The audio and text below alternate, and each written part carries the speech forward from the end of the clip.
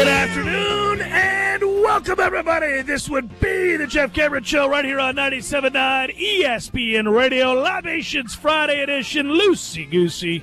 I'm Jeff, that's Tom. We're online, ESPNTallahassee.com. That's where you go to listen live via the streaming free. Always don't miss anything, but hey, if you miss something, remember we got you covered. All 3 hours going to be posted upon the conclusion of the program, both on iTunes and in our own audio vault. You know, the Seventh Hill Tap Room opens up today at just after 4 o'clock. So maybe you're getting off work and you say, it's Friday. It's nice out, a little warm, but the humidity's been sapped from the air. I'd like to go have a beer, a tasty craft beer, but I'm not sure which kind I want to have. Well, there's 14 taps here for you to decide, plus a ton more in that cooler across from me. Come on out and see us. We'll be here doing the show from 3 till 6, as we're wont to do on a Libations Friday, loosey-goosey edition of the program at the Seventh Hill Tap Room, just underneath the Corner Pocket Bar and Grill. You can find us online, ESPNTallahassee.com. Find me on Twitter at JCameron Show. WTSM app, good for your mobile devices. That's always a good thing. And I might note that on YouTube you won't find us. You'll just see a big picture of a caricature of me that says on location. So, you know, ordinarily I'd tell you to go there to watch, but not today, unless you just want to stare at that caricature. Well, you could, and sometimes that'd make you weird. Sometimes people's work computers don't let them go to certain places, but go to other places. That's true. Yes, this is just another way to get us. It's the way of the world, and it's a weekend in which Florida State is going to suit up and play a college football game. Holy moly, right?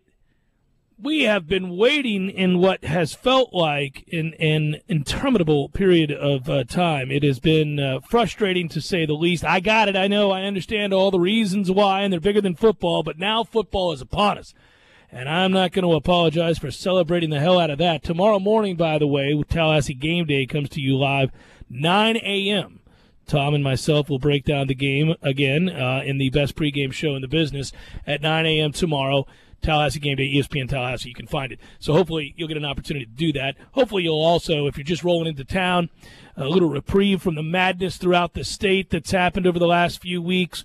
Maybe you get together with your buddies, your best friends, your brothers and sisters, your parents, and all those that you love, centered around a Florida State football game. And there's intrigue in this game. There's excitement surrounding this game. Hey, believe it or not, I will say that 5 out of 5 days, 10 out of 10 days, 14, 21 days, however long it's been, that I've been touting that I feel good about this game. It carried over till sometimes the day before the game, you don't know. You could have second guess, you could have doubts. You could second guess. Didn't happen. I woke up bullish yet again. I really like Florida State here in this game. I think Florida State wins comfortably. Okay, this is why I'm the best color man in the business. Why? Dynamite drop in there, Tommy. Why? What makes you most confident? If you had to list things, what's number one atop the list? The defense. I think Florida State's defense is, I think people have understandably maybe forgotten across the country that Florida State's defense is flat nasty and really looked like a dominant unit, against Alabama. And I think that, in addition, they'll be chomping at the bit here. This is a group that's hungry. They're healthy. Their legs will be underneath them. They are poised and ready to dominate an NC State offense that's not dynamic. So the defense, in short, is the reason I feel very good about the game. And I think they'll do enough to allow James Blackman to get his sea legs underneath him and get sort of comfortable. Here's the thing about being a ball player of any kind, whether it's, baseball, basketball, football, whatever it is, whatever nerves you carry into a game. And to be sure, there are varying levels of that, and every individual is different. But if you're passionate about the sport, and certainly people who make it to this level are passionate about the sport, you get butterflies. You get nerves before every game. You have this level of unease that follows you into every contest that you play when it counts, when it matters, when it's something other than playing your brother in chess or checkers, when it's for real and it's a physical exertion that's going to take place. And when others are relying on you especially. It's not an individual sport. I think you almost get it more because 10 other guys on the offense in this case are counting on you to do the right thing. And you don't want to let your brothers and sisters down, in this case your brothers down. And I got all that. But at some point, that competitive juice, that vibe, that thing that allows you to get into the flow and just think about what it is that you have to execute and do in order to win takes hold, and the nerves kind of dissipate. And so I do sense that what will likely happen here is that the defense will have to carry early on maybe some nervous throws, some nervous moments from young James Blackman, but he'll begin to feel good so long as he doesn't make any cataclysmic mistakes and turn it over and create an uphill battle. And I think Jimbo will call it in a way that really kind of prohibits that to some degree. And then he'll relax and begin to make throws and kind of showcase the things that Coach Fisher keeps talking about and his teammates have been championing since he was named starter after the injury to DeAndre Francois. Well, I think, the thing that James Blackman needs to worry about is something that the whole team needs to worry about, and that's play one play at a time. I think across the board, because I think the tendency would be after a 21-day layoff that you're going to try and play 3 games in one day, and you can't do that. I mean, defensively, you know how it is, over pursuit, aggressive up-to-the-line penalties, 15-yard flags called because of frustration or after the whistle play. You just have to be disciplined, too, and that's something that doesn't just go for a kid making his first start in college football within 6 weeks of being on campus, 7 weeks of being on campus. And I think that goes for the entire team across the board. This has been a long layoff. There's rust, but then there's also this anxiety to go out there and play. But the games that weren't played are the games that weren't played. Focus on tomorrow, one play at a time. And I think a noon kick and a sleepier setting, Doak's going to be fired up because it's the home opener. But this won't be, 80,000 strong, people there an hour and a half before kickoff. I think the sleepier setting for Florida State actually helps them get into the flow of the game more organically. Jimbo Fisher has said a lot of positive things about the progression of James Blackman throughout the course of 3 weeks preparing for a football game, and a lot of that has been the talking point for you and I on the show because we've been somewhat surprised by the way that he stayed the course with those flattering comments that, only serve to heighten expectations of what this kid can do. Sometimes coaches recognize that while it's important to infuse confidence, it's important to get somebody to believe in themselves and know that the team and the coaches trust in you and that they're going to call the game accordingly. It's also good to back off the gas a little bit and not overhype a kid who's yet to play a college football game, just in case things do begin to kind of turn south on him and his head begins to swim and he has some issues. You don't want the fall to be too steep. And yet he hasn't done that. So at the very least, one thing I'll tell you about what that says to me, and that is no matter what he is physically or how he performs in the game, Jimbo trusts who he is between the ears. Because that's you only do that. You only heap and shower the kind of praise on a kid like that if you know that he's capable of dealing with it, right? If he's capable of trying to live up to expectations and handling the hype that swirls around him. And so that's immediately a real good sign. Okay, well then here's the nuanced question. I think you're getting at it right now. When Jimbo has effusive praise for the young man, and he's talking about what he can be as an alpha dog and how impressive he is against blitzes and the first-team defense and that he's bringing something to the table, do you think he's setting expectations for tomorrow at noon, or he's setting expectations for what the career of James Blackman may look like? Because there's a distinction there, because I think if he is looking to set long-term expectations, that's at the expense of expectations for tomorrow, because I can tell you it's not just us. The fan base has higher expectations for a true freshman making his first start than you would think the fan base would have. And I just wonder what Jimbo's goal is there. Is it to make him James Blackman sort of a made man for the next year or two, or is it about, man, right away, look out, here comes a splash play or two, and you're going to be impressed by what you see game one, day one? Arrogantly, I'll say this. I would have received a phone call by now from Jimbo Fisher had he thought that what we were doing was unfair, and echoing his sentiments and talking and then taking that and running with it and praising what we think is going to be a good performance and a good year for James Blackman right off the bat. I think Jimbo's very sensitive to that these days. I think most coaches are, by the way, just with the advent of social media. And basically what we've discovered over the last couple of years is 99.9% of coaches out there really, they basically hate the internet. They understand there's good that can come with it, but they also find it to be a great evil at times, and they talk about it as such. It'll make you roll your eyes sometimes, but when you look at it from their perspective, they're attempting to protect their kids because they know they can't keep them off of it. No matter what they say, no matter how many times they try to ban it, no matter how many times they tell them, hey, it's not good for you, whether it's praise or criticism, neither one is real good for you. Just leave it alone. Do what you're supposed to do to prepare mentally and physically. But he hasn't done that, and nor has he seemed, sort of chippy about it either. He's been fine. He's been real comfortable in discussing James Blackman's skills. Well, that's what makes this further fascinating, more fascinating, because, again, you're talking about this day and age, and Jimbo is more sensitive to the coverage this day and age than ever before. And he hates the way it works. Yeah. And yet, still he chose persists. to do it. Yeah. And he's done it on stages in which there are national press members. This isn't just a local after practice, I'm coming off the field talking to 3 local guys. He's done it, Q&As with people that are national. Well, and also the coaches show. I mean, he's talking to the fans. If he were to blame the media for setting fan expectations too high or low, no, he's talking directly to the fans and saying, this kid could play, and he could play now. Yeah, it's exciting. By the way, it's also exciting that, as is the case during the season, and finally we've kind of restarted the season, for home games, Libation Friday editions of the Jeff Cameron Show, we broadcast from the Seventh Hill Tap Room. Now, they don't open yet, but they will be here, open just after 4. So if you're getting off of work, another reminder to swing past the Seventh Hill Tap Room.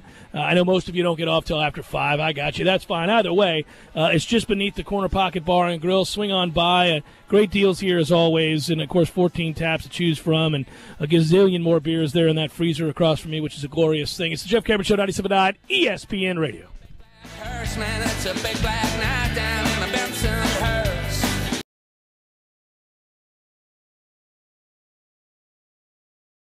When you're in need of auto repairs, look no further than Nice Tire and Auto Service. Nice has been in business for 16 years with long-term, knowledgeable sales associates. They have the latest wheel balancing machine in the industry. And for passenger vehicles, they service AC, brakes, suspension, tune-ups, and much more. Never sit through a long wait. Nice Tire and Auto has 10 service bays to get you back on the road quickly. If you have tire problems, check out their large inventory with various Goodyear and Michelin tires. Nice Tire and Auto Service, 4792 Bluntstown Highway, 574-4100. You put your mower through a lot. All that back and forth can add up to thousands of miles. That's like mowing cross country. Gravely commercial mowers are built for all-day performance, helping you get the job done mile after mile. Gravely, built to mow the distance. Get your Gravely motor only at TNT Supercenter, your one-stop shop for work or play. 14585 Highway 19 South, Thomasville, Georgia. TNTSupercenter.com. I'm talking tough, like a state of mind. Tough, like a soldier on the front line. Tough when it gets rough, like my Ford truck, always enough. I'm talking tough. Franklin Spring Creek Ford. The place to find your next truck in southern Georgia.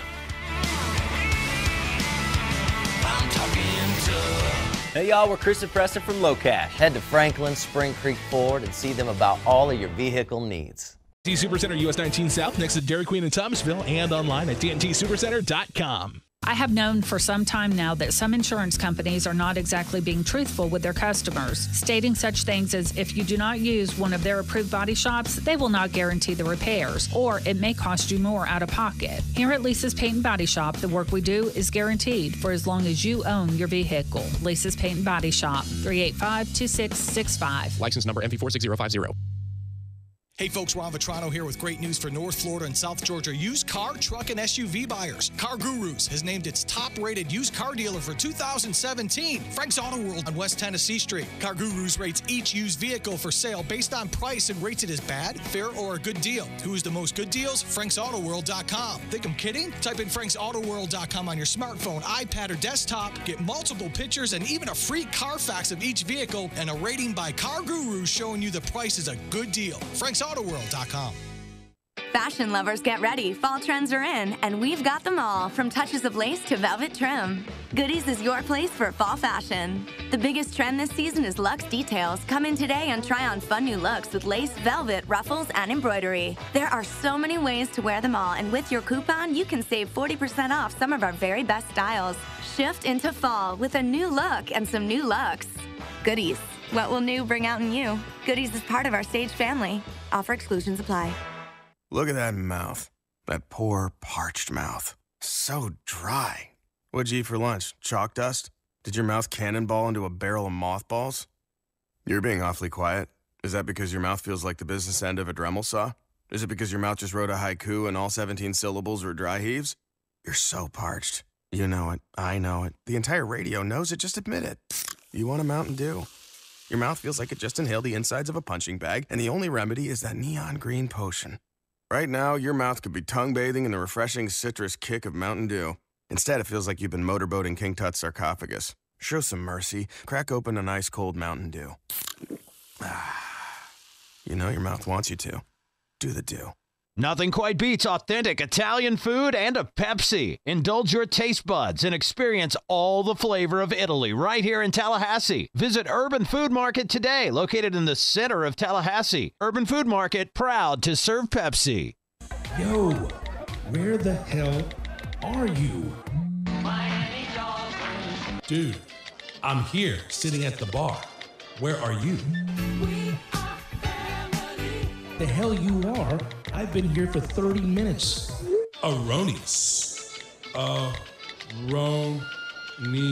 BS. I've been sitting at this bar for 3 hours drinking pecan whiskey. We said Pensacola, dude. Why would we meet there? We're old men, and that's for the kids. Hashtag Northsiders. Did you just hashtag me? Hashtag hell yes. See you in 30. Get the mahi and a beer. Gordo's, bringing the flavor and flair of Cuban food to Tallahassee since 1996.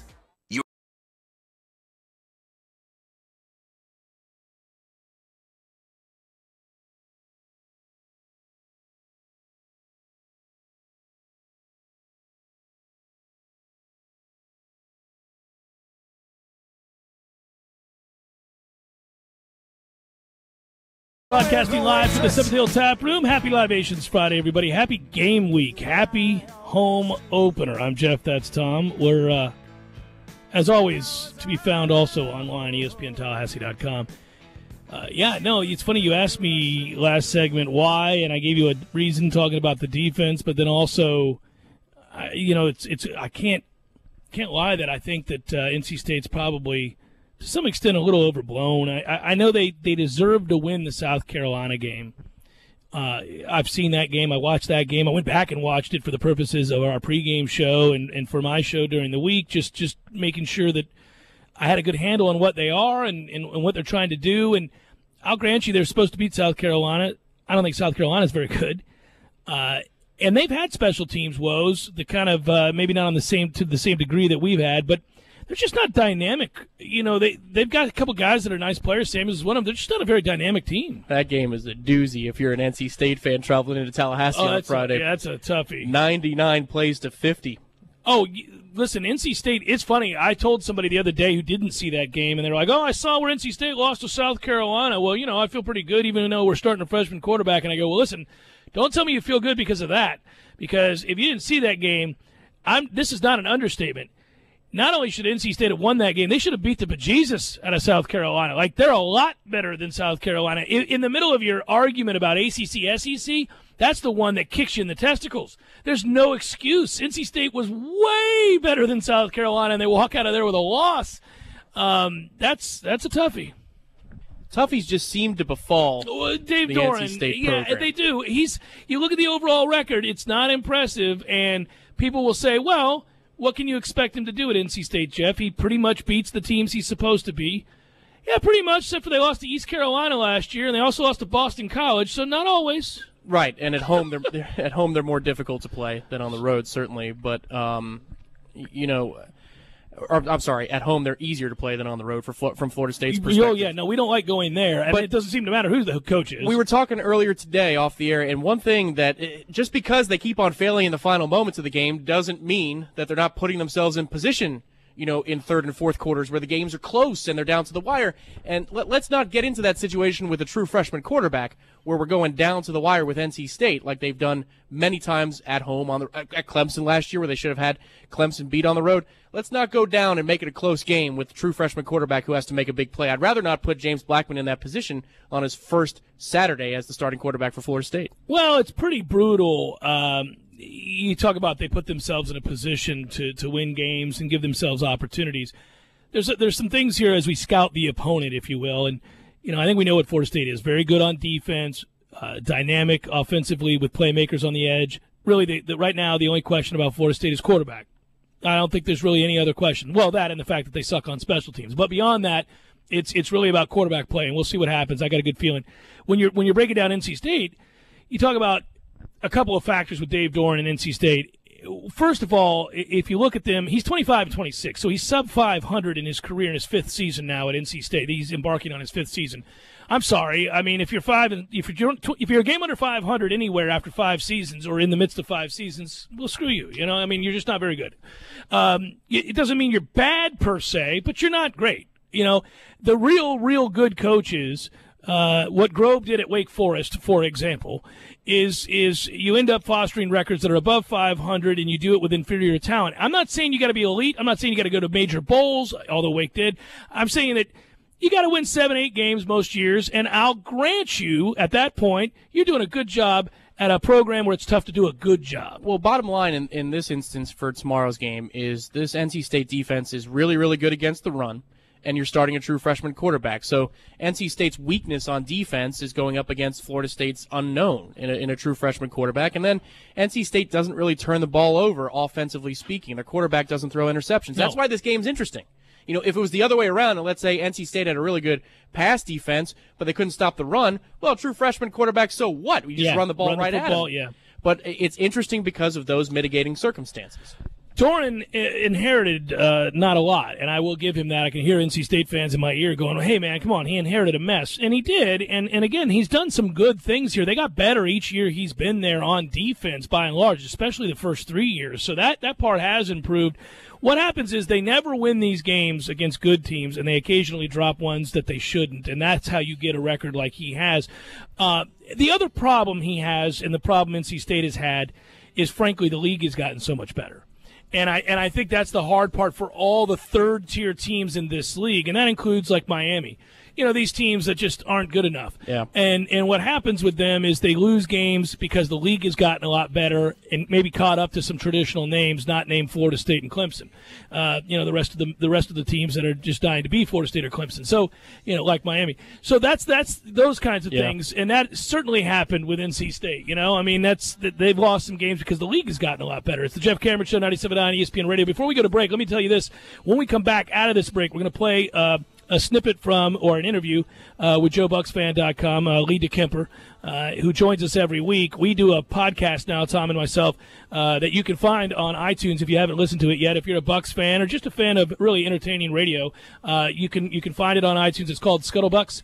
And this is my interview with Lee DeKemper earlier this week about the Bucks-Vikings game coming up. It was off the Scuttlebucks. So when you hear all the talk of Scuttlebucks here on the Jeff Cameron Show, that's what that is, and it's coming next here on 97.9 ESPN Radio.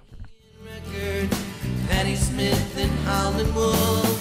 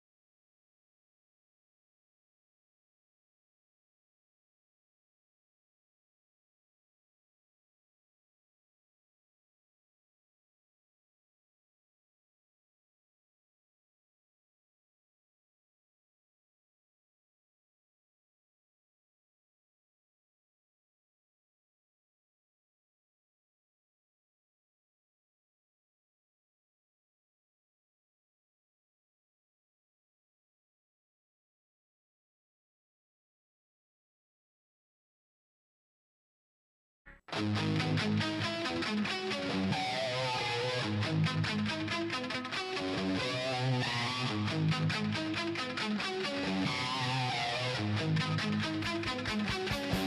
we're wont to do on the Scuttlebucks, we'll bring in our friend Lee DeKemper from JoeBucksFan.com, of course. Today being no different.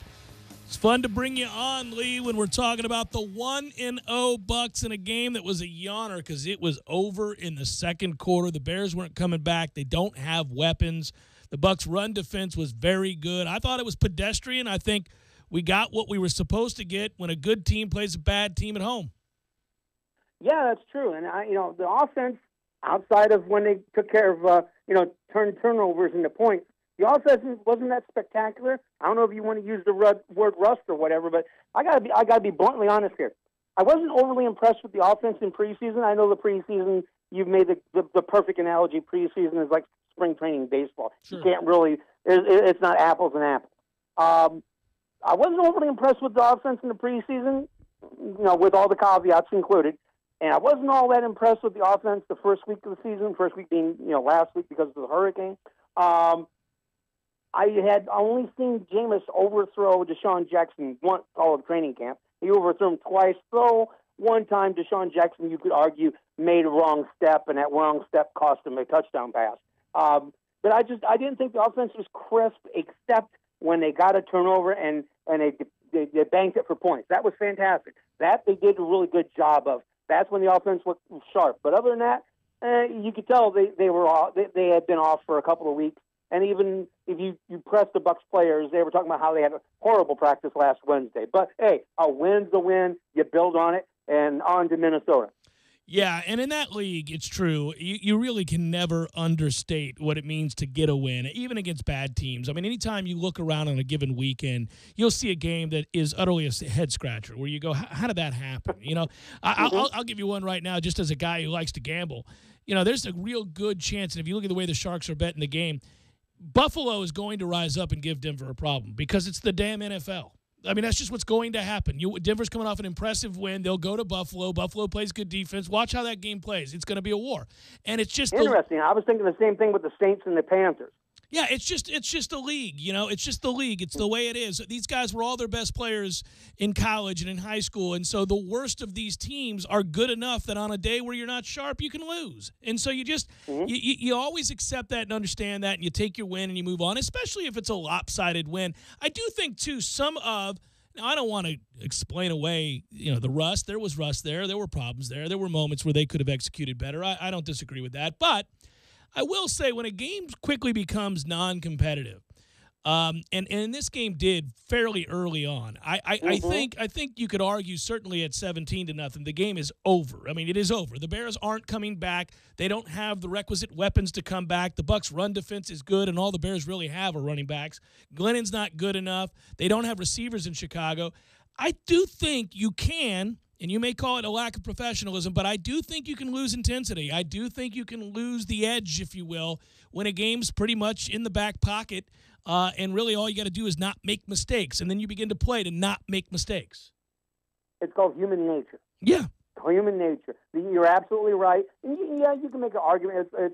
It could be a lack of professionalism. If someone wants to take it to the nth degree, okay, fine. But you know what? That's also a teaching moment for Cutter. He's going to harp on that. It's like, guys, you could have really buried these dudes. I mean, you had 4 turnovers in the first half. We could have absolutely buried these guys. So I totally agree with what you're saying, but it's also, I think Cutter is going to use that as a teaching moment down the road. It's like, you cannot let your foot off the gas pedal. And honestly, the Bucs were kind of hacked off. They didn't get a shutout. I mean, you talk to some of the players, some of the coaches, they thought that shutout was there for the taking. They didn't do it. And even Cutter talked about the proverbial letting your foot off the gas pedal. So I think that's a teaching moment. That's a good thing. You've got to use a win in the first week of the season as a teaching moment. Great.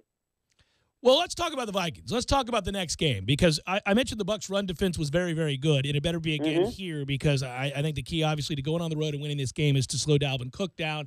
What are we hearing about Sam Bradford in Minnesota? Because obviously, if he doesn't start, you like the Bucs' chances to perhaps go on the road and move to 2-0. Well, I absolutely agree. Although if Bradford doesn't start, it's going to be Case Keenum, who's been a thorn in the Bucs side the last couple of years. Yeah, you excuse the way Lovie Smith. Lovie Smith had if Lovie Smith had a strength, it was coaching his team down to the level of talent of his opponent. He always got buffaloed by backup quarterbacks. He got buffaloed by everything, let's be honest. But backup quarterbacks, he really got buffaloed by. And so a lot of Bucs fans are uneasy about Case Keenum. As far as Bradford, from what I understand, Bradford has a bone bruise in his knee. Now, he's supposed to get an injection of some sort, I should say. Tom Pelissero, NFL Network, used to be a Vikings beat writer. He came out with that last night on Twitter, and I believe him because he's got sources. And depending how the injection in his knee, which is expected to take this week, depending how his knee reacts to that injection, will determine if he takes a snap come Sunday or not. So it's and Mike Zimmer's old school defensive meathead, like, Bradford's fine. Yeah, right. Bradford's fine, yet he's taking injections. If Bradford was fine, why didn't he play last week? And I think Zimmer's the kind of mentality that he would pull a 1960s high school trick. He'd have Bradford take the field with a different number to try to fool people. I mean, there's some gamesmanship involved here as well, I'm sure. We shall see. But you know what? I've never been on the anti-Bradford bandwagon. I saw him enough with the Rams that, there's a guy all off-season, this past off-season, myself and my business partner, Steve Isbeth, we beat the drum daily. You got to get Jameis weapons.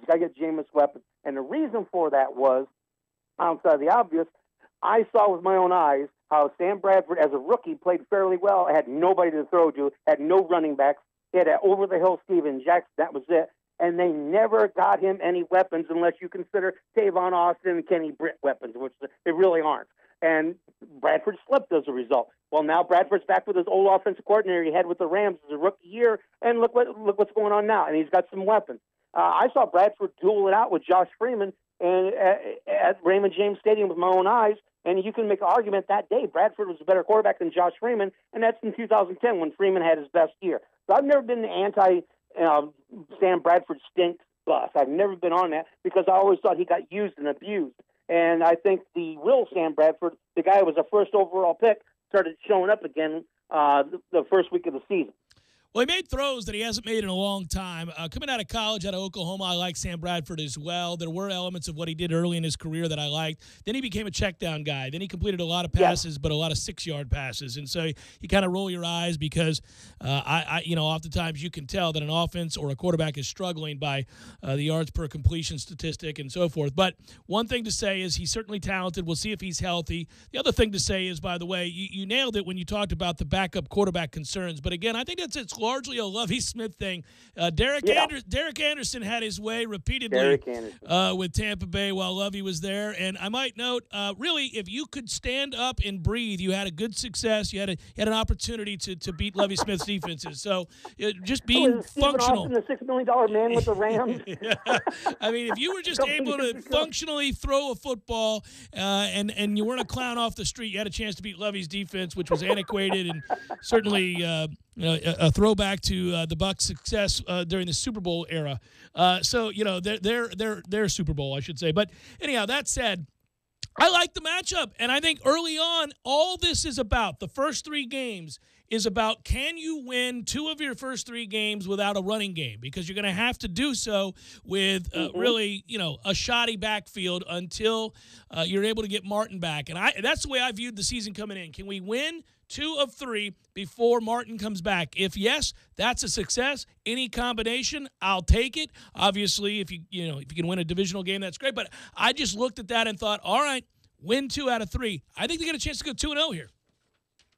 They got a chance to get 2-0, and pardon me if I get ahead of myself here, but the Giants are looking awfully vulnerable as well. You think?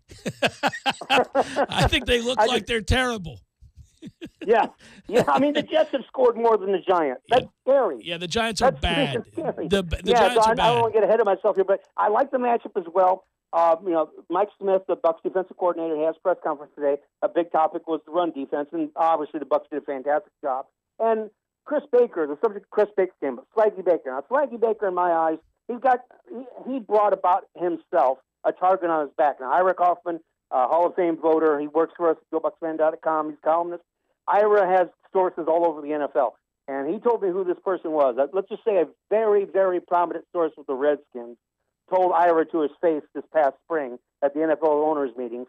He said, Ira asked him about Chris Baker. He goes, nice guy, plays well, hates to practice. And boy, oh boy, has that shown up here in Tampa Bay. He's always whining about practice. He's always sitting out of practice. Even the rookies, as we saw in Hard Knocks, mocked him for he can only take 3 snaps in practice in a row, and he's got to sit out.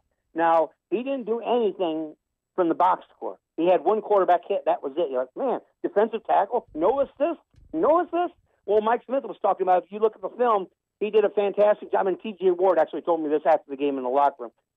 Chris Baker, along with the rest of the defensive line, but Chris Baker in particular, was eating up blocks that enabled not only Gerald McCoy to get penetration, but it allowed the linebackers to roam free. And holy cow, I don't know if the Bucs had it. I can't remember the last time the Bucs had better linebacker play than they did Sunday against the Bears. I mean, even Beckwith, and I called that. I on JoeBucksFan.com, I wrote, Beckwith, look out. He's going to have a good game, because it was common sense to me. The Bears are a running team. You're going to run at Levani David? No. You're going to run at Quan Alexander? No. You're going to run at the rookie. And Beckwith did a fantastic job.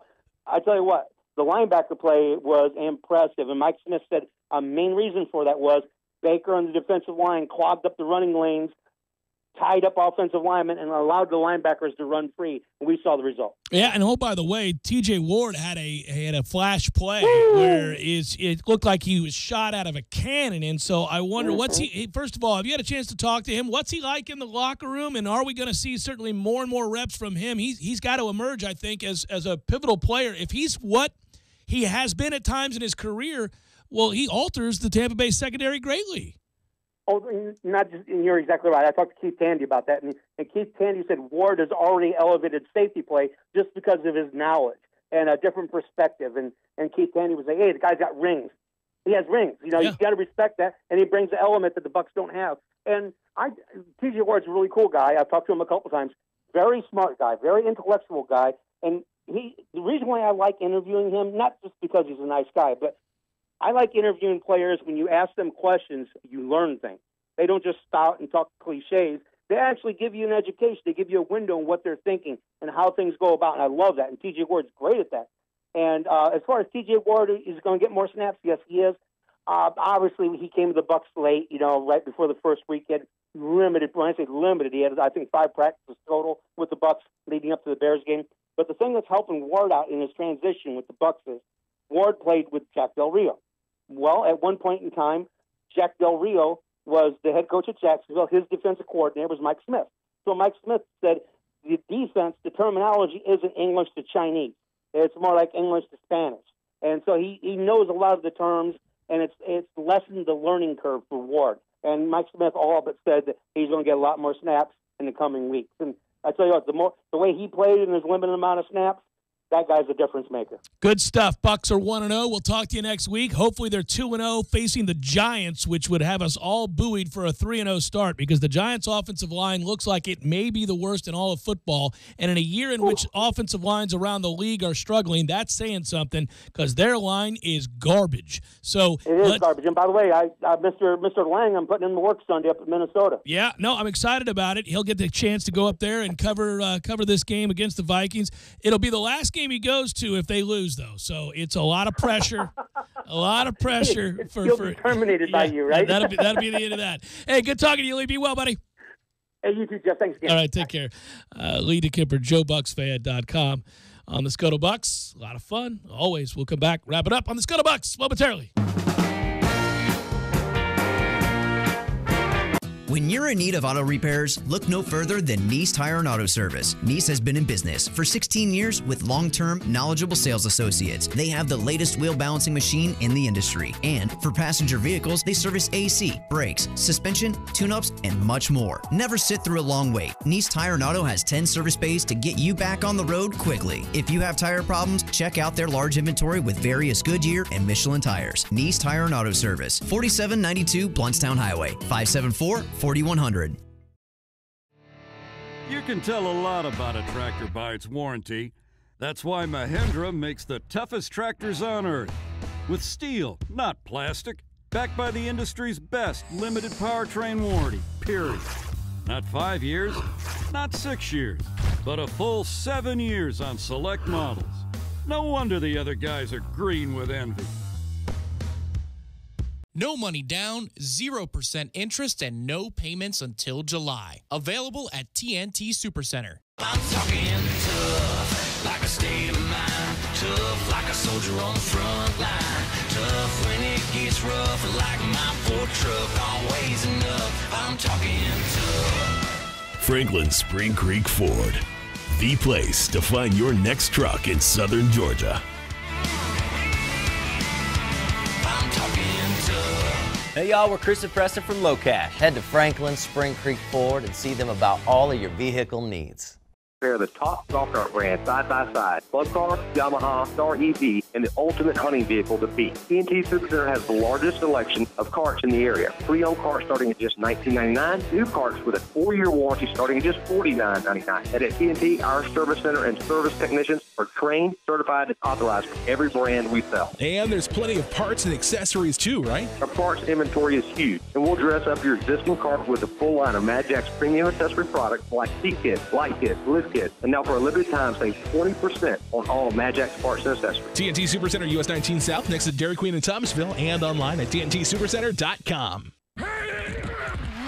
Football is here, Tallahassee, and if you're not watching the games at Tallahassee's favorite hangout, the Fourth Quarter Bar and Grill on North Monroe Street, you're missing out. With over 28 TVs, you'll never miss a second of the action. Kick your week off with Monday Night Football, where you'll get 2-for-1 wells, calls, and drafts all night long. Then there's Tuesday Night Trivia with Professor Jimmy. Go win yourself some money. What about lunch? Weekdays, pick from over 20 menu items for just $7.50, including a drink. What you doing for Thursday Night Football? How about the Fourth Quarter, where you'll get 225 domestic drafts, 275 domestic bottles, and $4 Jaeger bombs. No weekend would be complete without Bubbles and Brunch. From 7 a.m. to 2 p.m., get all the mimosas and Bloody Marys you can drink and a breakfast for $18.99. Can you say Uber? Knowles, Bucks, Jags, or Finns, no matter who your favorite team is, take it to 2033 North Monroe Street and watch them at Tallahassee's favorite football hangout, the Fourth Quarter Bar and Grill. This is the Jeff Cameron Show on 97.9 ESPN Radio.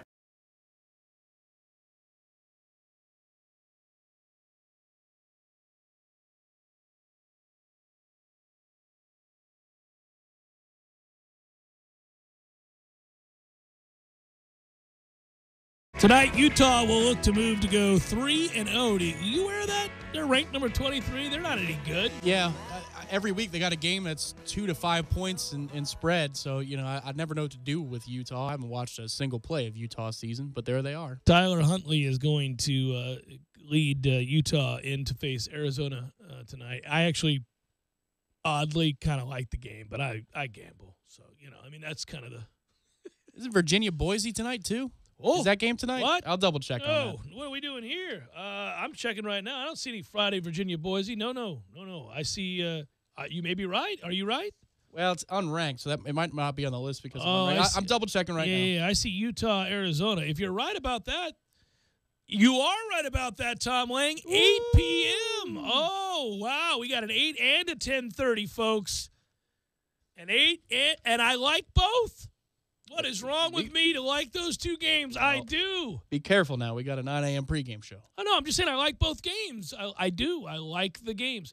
That strikes me as odd. Hey, guess what we get to do? This is so cool. Get ready, Tom. We get to do a Hell to the Nah, and it's for one of our favorites. Here we go. Cue it. Hell no, to the no, no, no. Hell to the no, hell to the no, to the no, no, no. Hell no, no, to the no, no. Hell to the no, no. Woo! Hell to the Nah, Team of the Week to be unveiled now on a Libations Friday. Lucy Goosey edition of the program. Hell no. So you're going to be happy about this. I will designate you, Boston College, as the Hell to the Nah Team of the Week. Come on, fight the Dazios. Yeah, baby. I want to make that phone call. It's BC. 34-point underdogs against Clemson. How great would it be to make that? We've walked past the Boston College bookstore before, Tom. We have. That's right, where Bill Belichick illegally parked. Yes, that's correct. Yeah. I would like to once again call, at the very least in this situation, not go by, but pay a visit to the Boston College Bookstore so that we could adorn this here studio with some BC gear. It's roughly the same color as Florida State gear. What's better than this? Guys being dudes. Mm-hmm. Damn Skippy. Steve, looking good, buddy. Been working out? He has. He's slimmed down from last year. Steve's looking good. Love me old Adazio. Fun guy to talk to. He's the star every year at the ACC kickoff, and he was a star again this year. And, they're 1-2. Things aren't looking up for BC. They're not. When they got stomped by Wake Forest, it was, my heart bled a little bit for them. It was kind of like, how Florida and Tennessee was a big game for Florida. For Florida, yeah. BC Wake was big for BC. And it didn't go well at all. No, it was over. No. So, Steve took them bowling last year. I hope the university doesn't forget that. Their lack of support doesn't go unnoticed by those of us that find ourselves supporting Mr. Adazio. UBC folk don't deserve a good football program. You don't deserve Steve Adazio taking you to a bowl, but he did last year. Well, if they're jerks and they let him go, you know what? He could take a couple of years and become the special teams coach here in Tallahassee, and I think he'd do a bang-up job. Or the offensive line coach here in Tallahassee. Ooh. I mean, I'm just saying, my man. Well,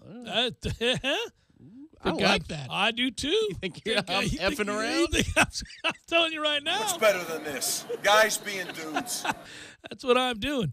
So Boston College is the hell to the nah team of the week. They are 34-point underdogs. For those that are new to the program, the way the system works is I designate a team that's a hell to the nah team of the week every week. It's got to be 30 or more points that they're underdogs typically. We try to search for 40 and 50. We don't use the same teams every week. Otherwise, it'd be Kansas.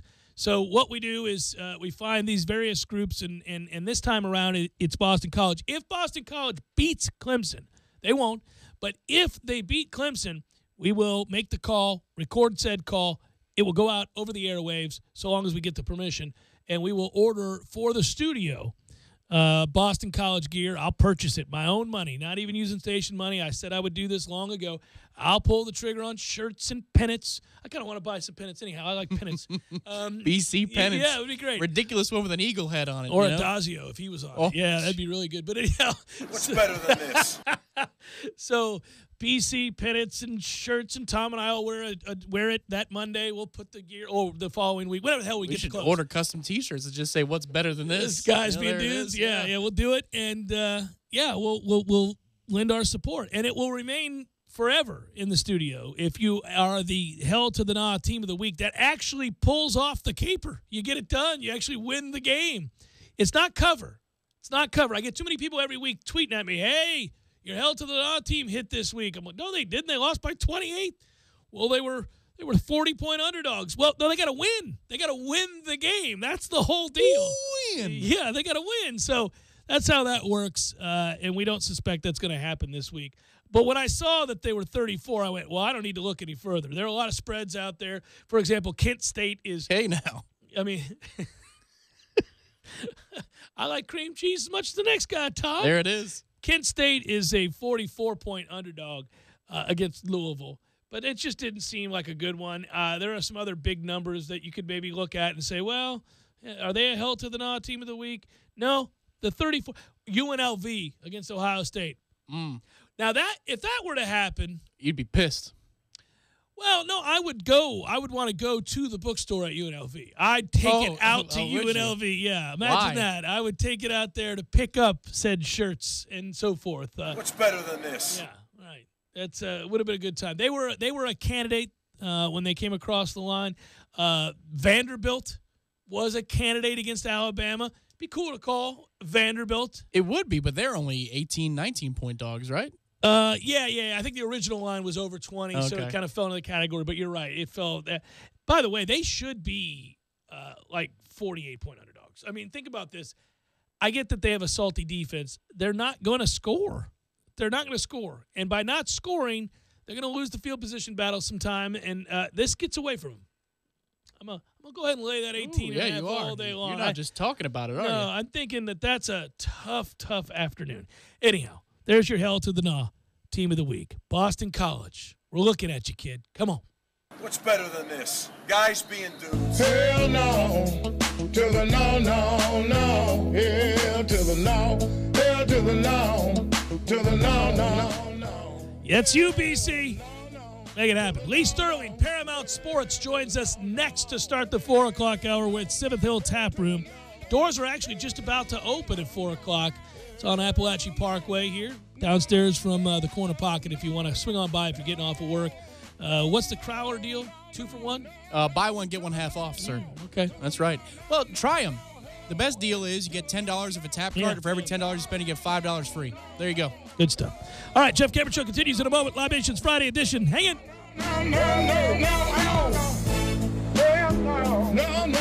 When you're in need of auto repairs, look no further than Nice Tire and Auto Service. Nice has been in business for 16 years with long-term, knowledgeable sales associates. They have the latest wheel balancing machine in the industry. And for passenger vehicles, they service AC, brakes, suspension, tune-ups, and much more. Never sit through a long wait. Nice Tire and Auto has 10 service bays to get you back on the road quickly. If you have tire problems, check out their large inventory with various Goodyear and Michelin tires. Nice Tire and Auto Service, 4792 Bluntstown Highway, 574-4100.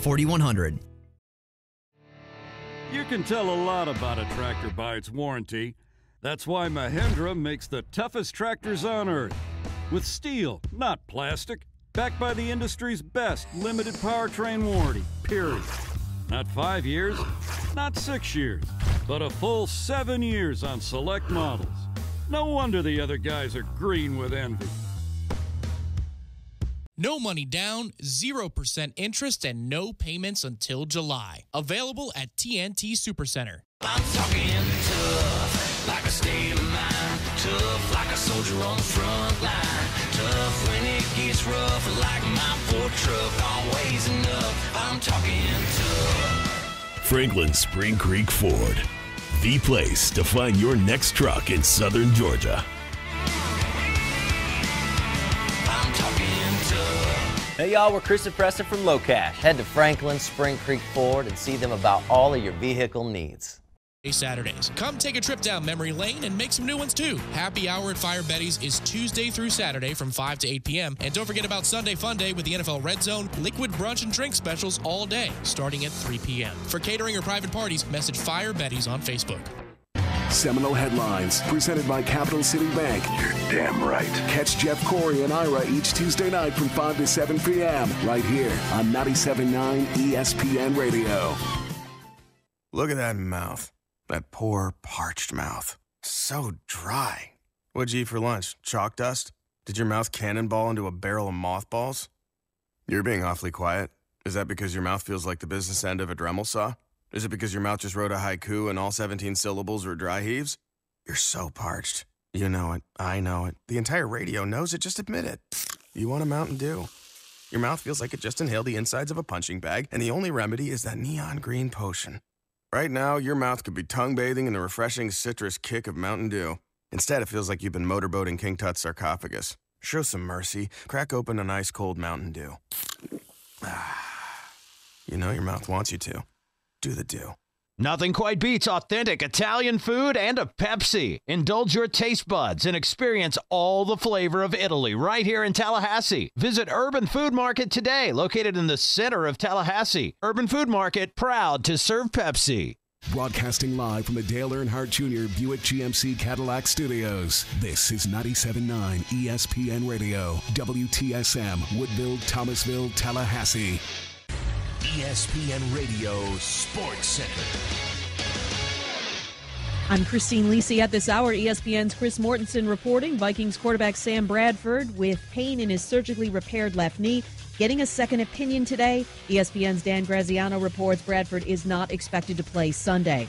One day after a lawsuit was filed against the NFL and Patriots on behalf of the daughter of former New England tight end, the late Aaron Hernandez, a league spokesman said the NFL intends to vigorously contest the claim.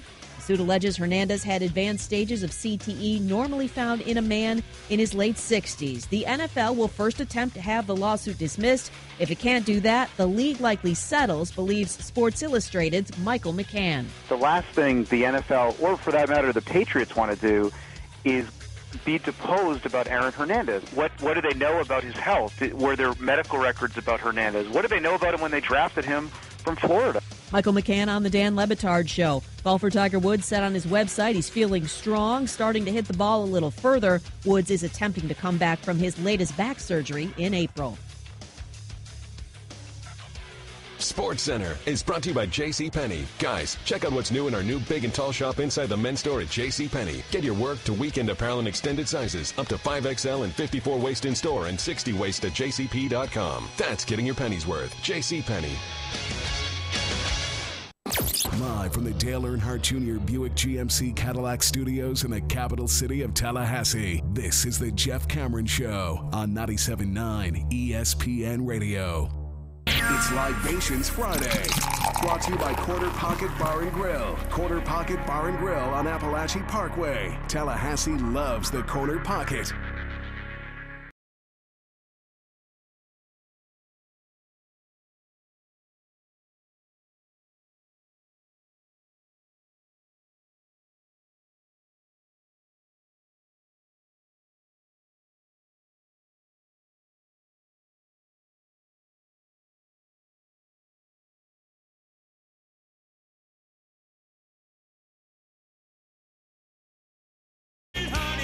Hour number 2 on a glorious Libations Friday, loosey-goosey edition of the Jeff Cameron Show. We broadcast live from the 7th Hill Tap Room. If you're getting off work here in mere moments, or at least in the next hour or so, hop in your vehicle, head on over here off of Appalachian Parkway. It's 7th Hill Tap Room, just underneath the Corner Pocket. You can go to either. Both are happening. Both are good places.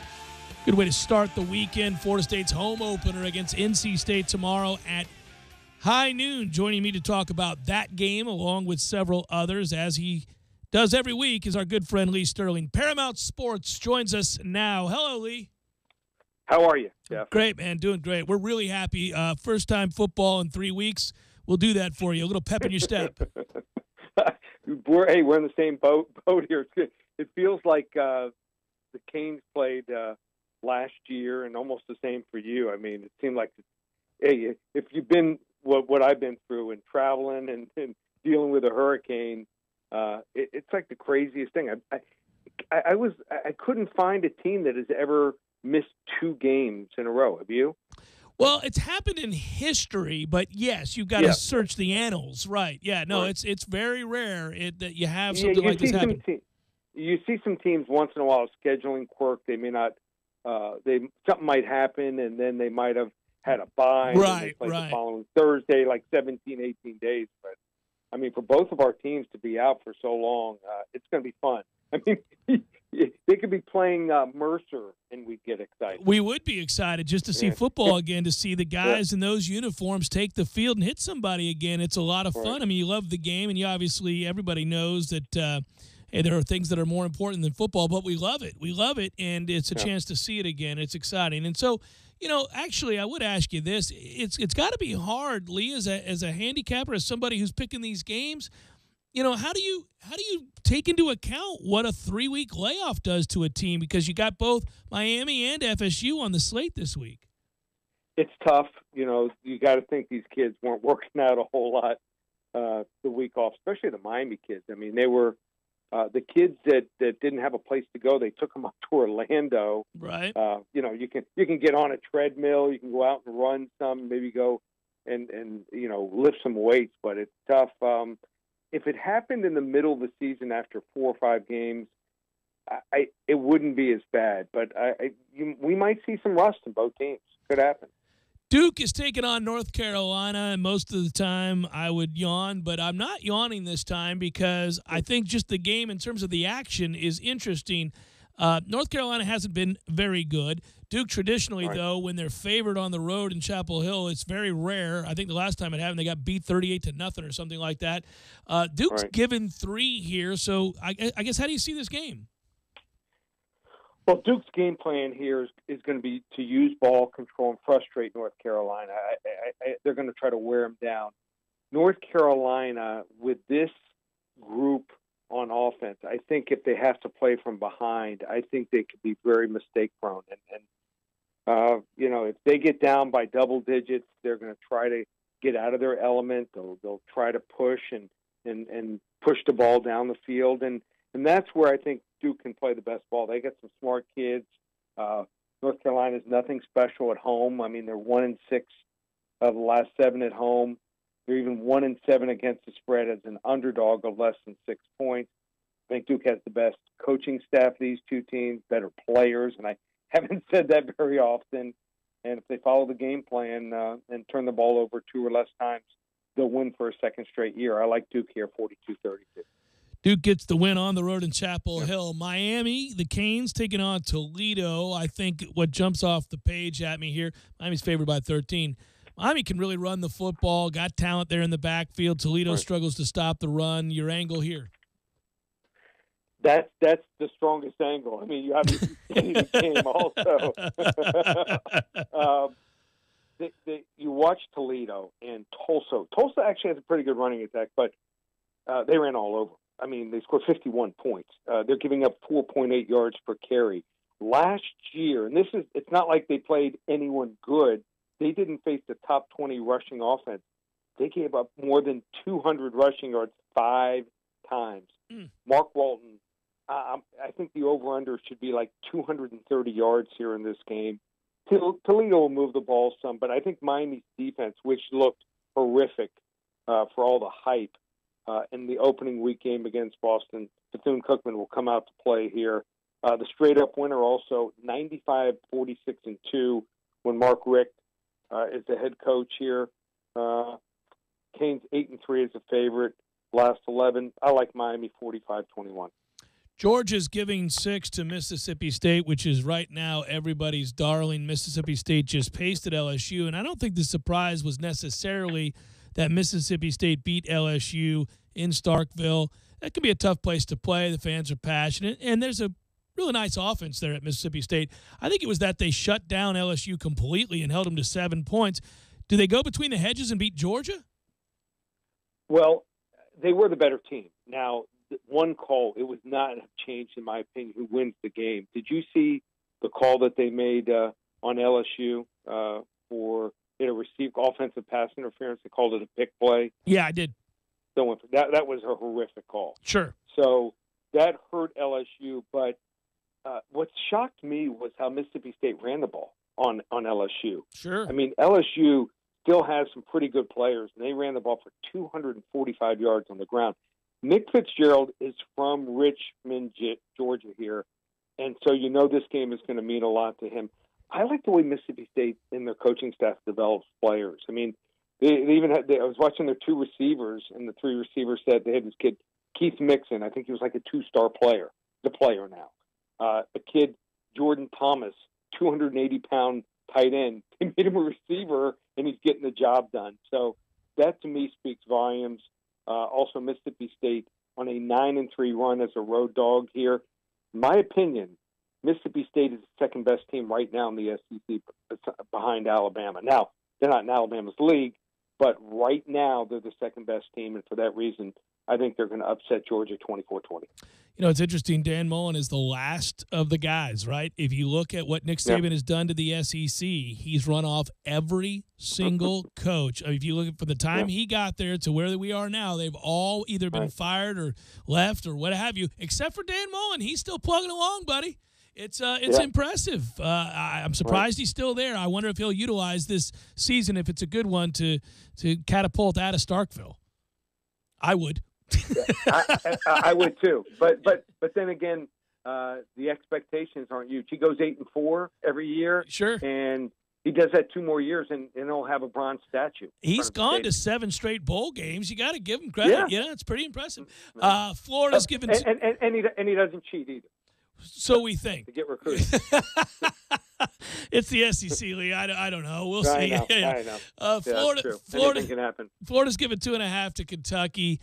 Kentucky hasn't beaten Florida in 105 years. Could they finally rise up? This is not that great a Florida team, but then again, Kentucky's not great either. Florida minus 2.5. What say you? Here's the problem with Kentucky. I don't think that they have a good enough down the field presence throwing the football to win this game. Now, C.J. Conrad, nice tight end.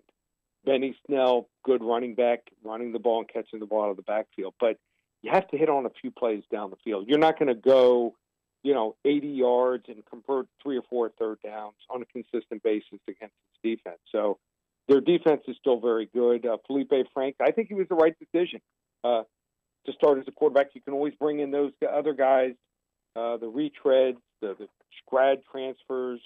You can bring them in if things aren't working well. So it's going to be a slow process. They can't be very good on offense. They don't have good enough pieces there. But I just think the pressure's on Kentucky, and I think history is going to repeat itself. I'm going to lay the now 1 point, and I like Florida 27-20. Florida State hasn't played, as we noted, in 3 weeks, and this time around they'll do so with a true freshman quarterback. That just doesn't happen around here. You got to go all the way back to Chip Ferguson in 1985, the last time that a true freshman was forced to come out there and play. Jimbo's good with young quarterbacks. You look at first-year starters, if they're redshirt freshmen, what have you. He's 3-1 with them, and even the loss was with Clint Trickett on the road against Clemson, and he threw for well over 300 yards in that game, and they only lost by 5. So he's been real good with young quarterbacks. 6'5", skinny as a rail, James Blackman makes the start. Everybody around here obviously very excited to see this young man play, but you got to keep in mind he is a true freshman. That's a good front seven for NC State. Would you give the 11 that you have listed here? What does he weigh? What's his true weight? 170, 175 pounds. Yeah, he's not very big. Wow. Yeah, he needs to put on a little weight, but he's going to play it safe. He'll use his running game. He's got 2 very good running backs. I thought the offensive line did fine against Alabama, who has a really good defensive line. So sometimes you lose that first game and some things happen and people forget about you and you come on. This is a nice test. You'd like to have like a non-Power 5 conference team come in here, but I think their defense will certainly rule the day here. North Carolina State, they just can't throw down the field at all. I mean, and they don't try. They try to keep it very, very safe and vanilla. Maybe they'll throw in a trick play. If I was them, I would. I think that's their only chance. I know they've done well. 13 of the last 15 they've covered against the Seminoles. I have them covering 23-13, but I also have Florida State winning by double digits. People happy to hear that. Your game of the week should be a shellacking. People can find out if it is. Auburn given 18.5 to Missouri. How can they get this game? Interesting game here. Auburn, which scored only 24 points against Mercer. I didn't know Mercer had a team. You're closer to there. Did you know they had a team? I did, but they're right down the road. Yeah. Okay, I didn't know they had a team. I know they had some pretty good baseball teams, but we're going to find out if Auburn can get back on a roll and maybe get back in the race here and go to a potential top-tier bowl, or do they have those problems on offense and they may not be able to fix them?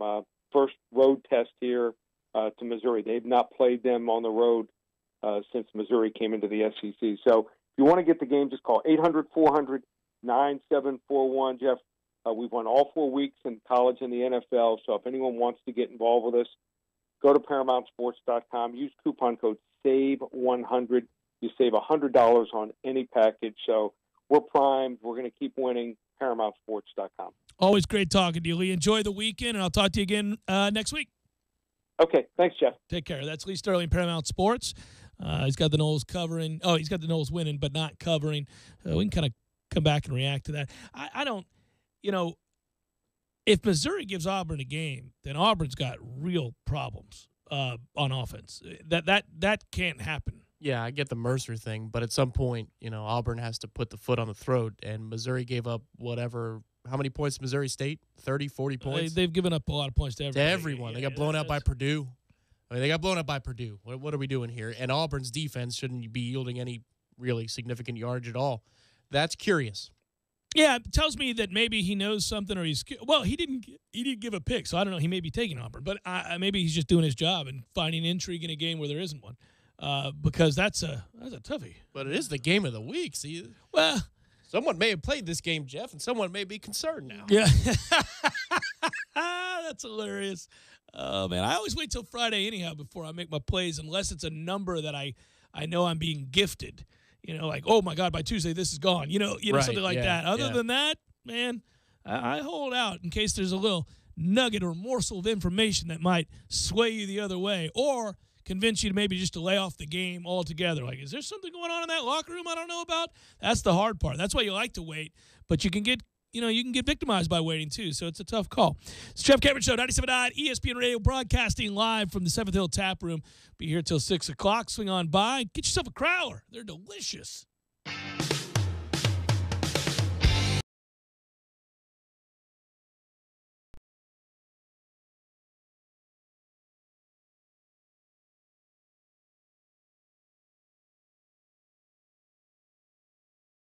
When you're in need of auto repairs, look no further than Nice Tire and Auto Service. Nice has been in business for 16 years with long-term, knowledgeable sales associates. They have the latest wheel balancing machine in the industry. And for passenger vehicles, they service AC, brakes, suspension, tune-ups, and much more. Never sit through a long wait. Nice Tire and Auto has 10 service bays to get you back on the road quickly. If you have tire problems, check out their large inventory with various Goodyear and Michelin tires. Nice Tire and Auto Service, 4792 Bluntstown Highway, 574-4100. You put your mower through a lot. All that back and forth can add up to thousands of miles. That's like mowing cross country. Gravely commercial mowers are built for all-day performance, helping you get the job done mile after mile. Gravely, built to mow the distance.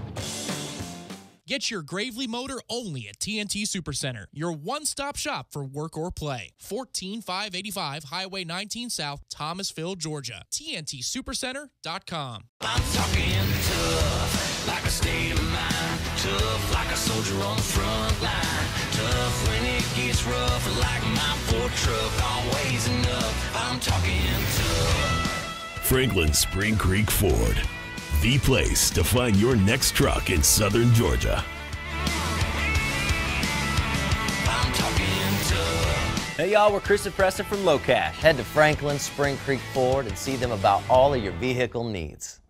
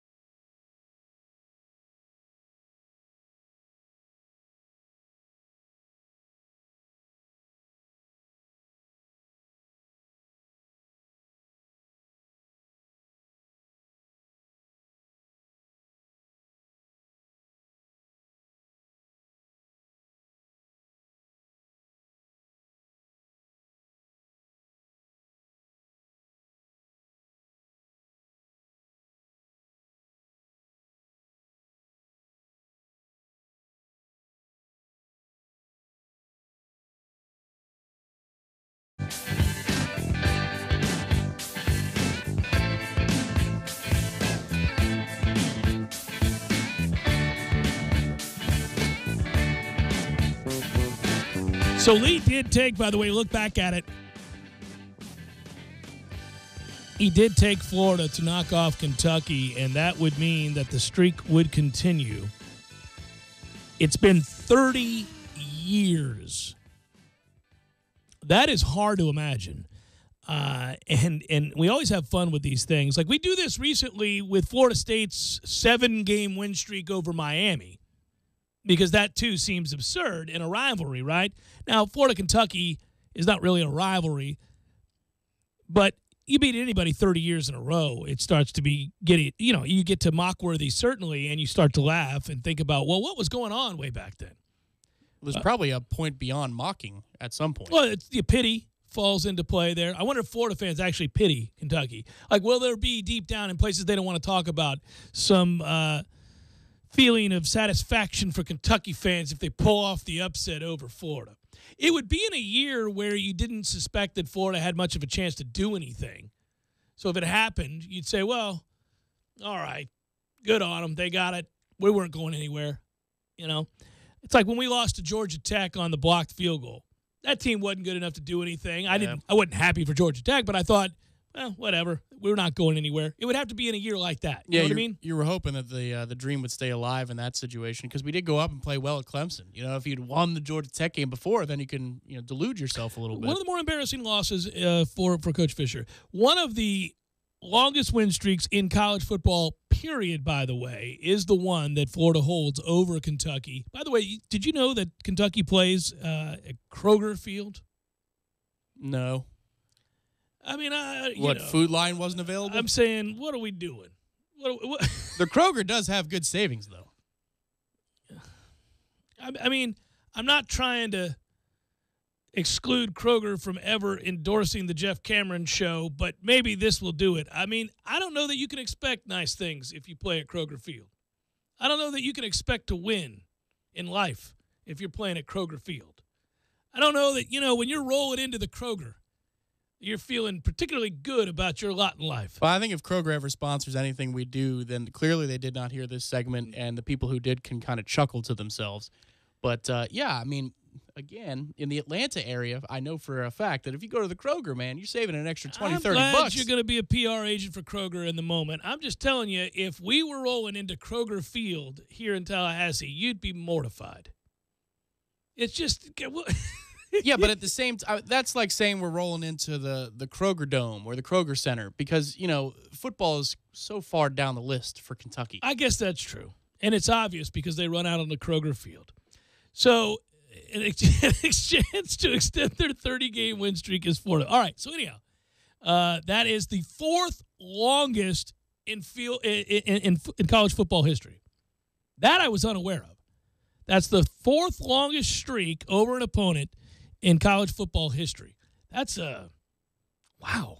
Well, I would hope so. I mean, 30 years is 30 Well, sometimes, you would think, unfortunately, very unfortunately, there are, Notre Dame beat Navy, I think, 20-some-odd years in a row, 28 years in a row. You would think that there are streaks like that where, for whatever reason, tradition suggests you have to play, but they're not playing on the same playing field. They're not even close. Mark Stoops said this about this, all right? I take it personally. I think a coach should say that. I don't think he does. He wasn't there. Yeah, but the losses he suffered, a couple of them in his tenure there, have been really. They have been, yeah. They're Tennessee-esque. Yeah, from remarkable. You're right. Wow. As an aside, the last time Kentucky beat Florida was in 1986. I was a sophomore in high school. I do remember it. 10-3. Florida leads the all-time series 50-17. Holds a 20-10, just a 20-10 edge in Lexington. That's actually not as bad as you would think. I would have thought it would be worse because Florida's Florida and Kentucky's Kentucky, as you noted. Yeah, but Florida always wasn't Florida now. No, Florida wasn't, but Kentucky's never been any good. That tells you what Florida was for a long time. Stoops goes on to say, I care. I care about our fan base. I do care about the history, and I wasn't even here. I want to make our people happy and supportive of our team, past players, and all the tradition, the whole deal. It's important. That's part of what motivates you every day when you get up to do the best job that you can. Yeah, it's amazing. In 1986, the last time the Wildcats beat Florida, new Oklahoma head coach Lincoln Riley was 3 years old. He He doesn't remember it. The Berlin Wall still stood. Ronald Reagan was serving his second term as president, and the wall didn't come down until 1989 when I was a senior in high school. Top Gun was the highest-grossing movie at the time that Kentucky beat Florida. Mm-hmm. I know all this stuff because this is, when I go back, I take a look at what was happening when I was born. These are all the things that are said. 3 decades later, there's talk of a sequel, good sir. The New York Mets won the World Series when you were born, fittingly enough, beating the best Boston Red Sox in 7 games. And that was the last World Series title for the Mets. Oprah Winfrey's first television show aired in 1986. I see what you did there. Okay. That wasn't a knock. It's just true. My team hasn't won one since 79, Tom. Okay. Yeah. My radar's up. You know who won the national title in 86? Clemson. I don't know. No. Penn State. They won in 84, I guess. 80. 80? 80. Okay. 80, 81. 80, 81. Ooh, double check that. Double check that. Yeah. Penn State won the national title. The Nittany Lions beat the Miami Hurricanes in Vinny Testaverde in the Fiesta Bowl. And I remember it because the Canes wore camouflage gear.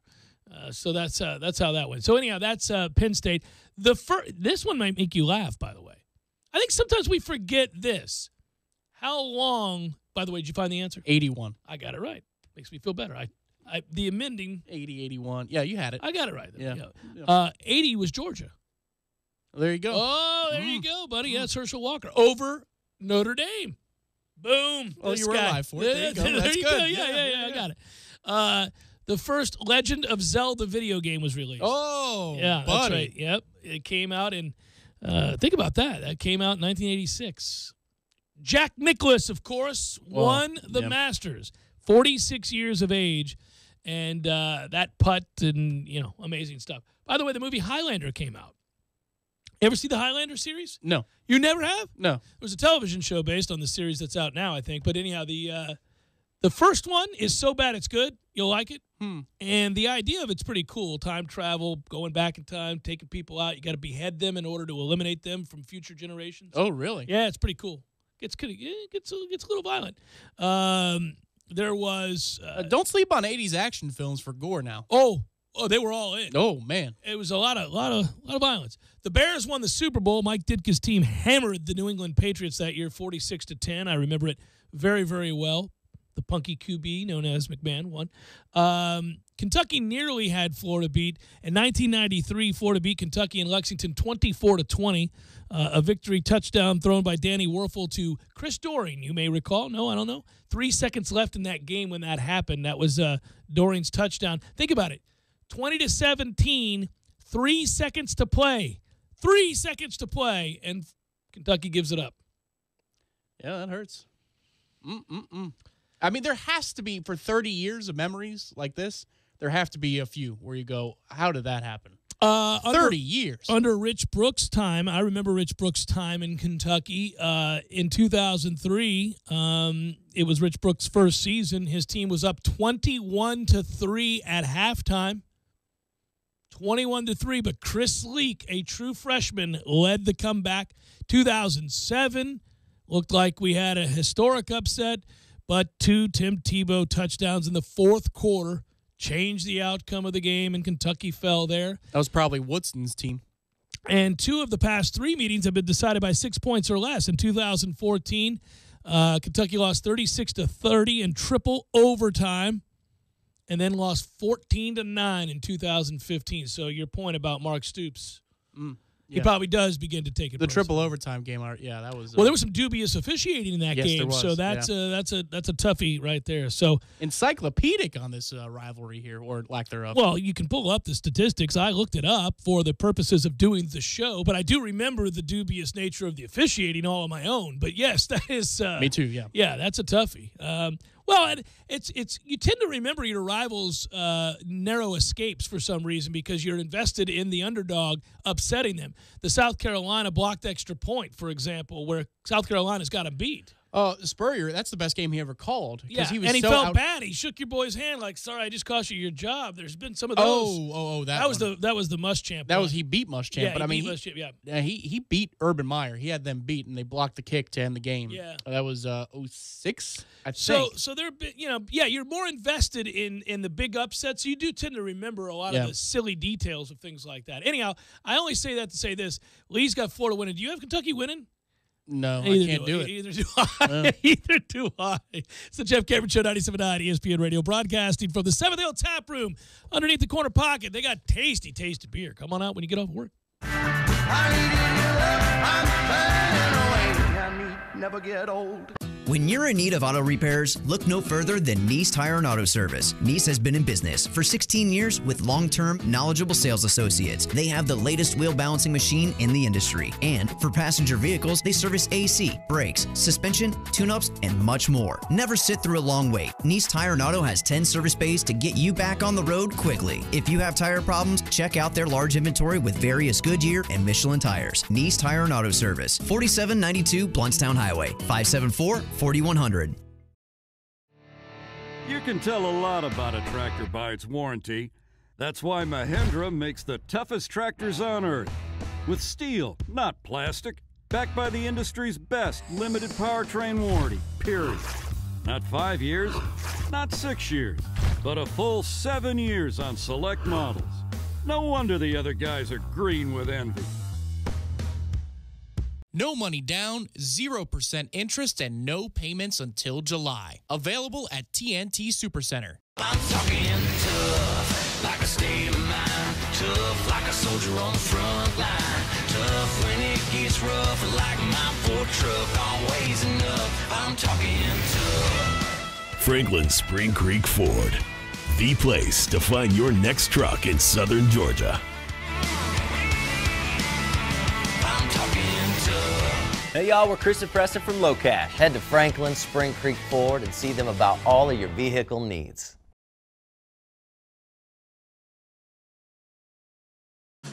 Need a place to watch your favorite sporting event? Hobbit American Grill, voted best wings in Tallahassee by Tally Awards 3 years in a row. Thirsty? They have the Lucky Sevens, $7 domestic pitchers after 7 p.m., 7 days a week, $7.95. Daily specials. Locally owned and operated since 1978. Hobbit American Grill keeps it local with a wide variety of locally crafted beers plus a full bar. Hobbit American Grill. 3 locations to choose from: 400 Capitol Circle Southeast, 2020 West Pensacola Street, and 5032 Capitol Circle Southwest. Visit them online at myhobbitonline.com. Fire up the grills for another season of Seminole football. 2nd and 3, patient, then explosive, and a touchdown for the Noles. It's Tallahassee Game Day, your ESPN Tallahassee pregame show, featuring Jeff Cameron and Tom Lang. Yeah, I like them. Get the latest news, interviews, and insights 3 hours ahead of kickoff before the Noles defend home turf. Hey, on Saturday, we're going to play a game. We're going to most likely win that game, and we're going to celebrate on Sunday.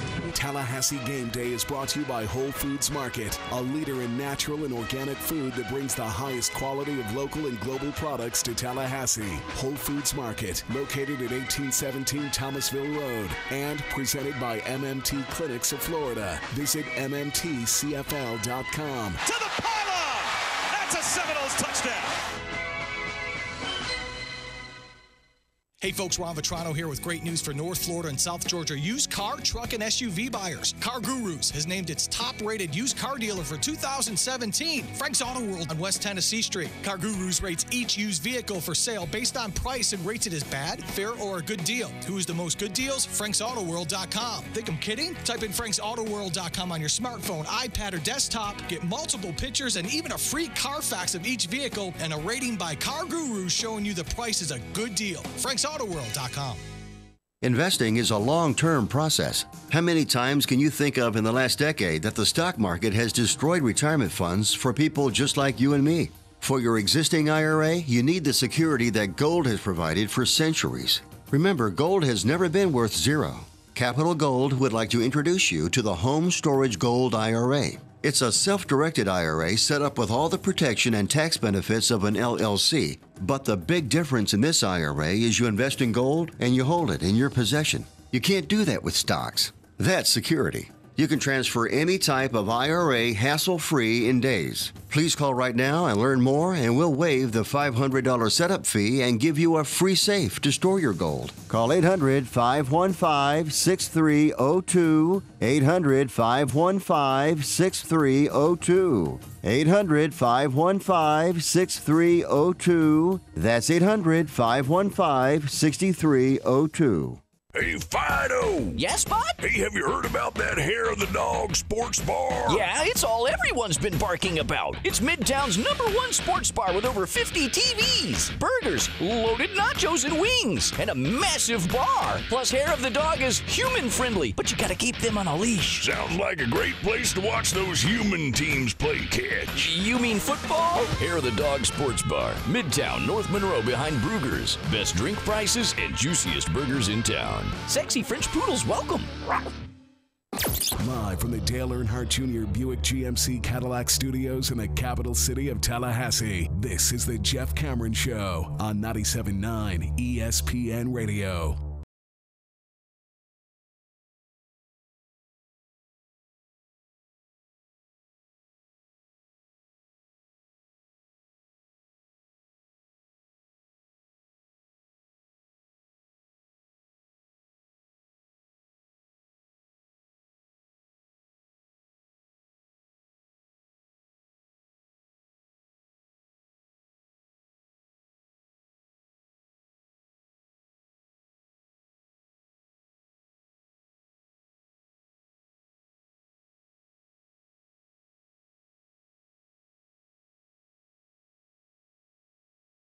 Just from where I'm sitting, that's a glorious thing. All day long is Beer 30 today, and remember, my favorite happy hour special is the charge card. It's the self-service tap card. For every $10 you spend, you get a $5 bonus on that card. You know what it's time for? It's time for us to kind of take a look around for the weekend games, and that would be more watching and less washing. And if you would, back in the studios, let's cue that up.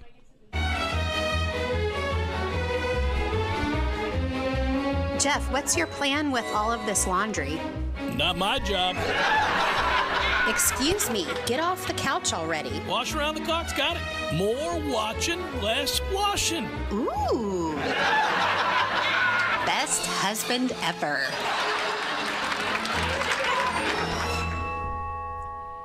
All right, so more watching, less washing. Actually, Tom and myself utilize the service from Wash Around the Clock. Easy laundry, pick up and deliver at your home or office. Ultimate convenience and time-saving technique, and that's why we use it, and that's why the segment's called what it is. That way you don't have to worry about this sort of thing. And I'm married with 2 kids, and it feels like all we ever did was laundry. And I know a lot of you out there are in the same boat or something similar. But when you utilize Easy Laundry from Wash Around the Clock, you save a lot of time.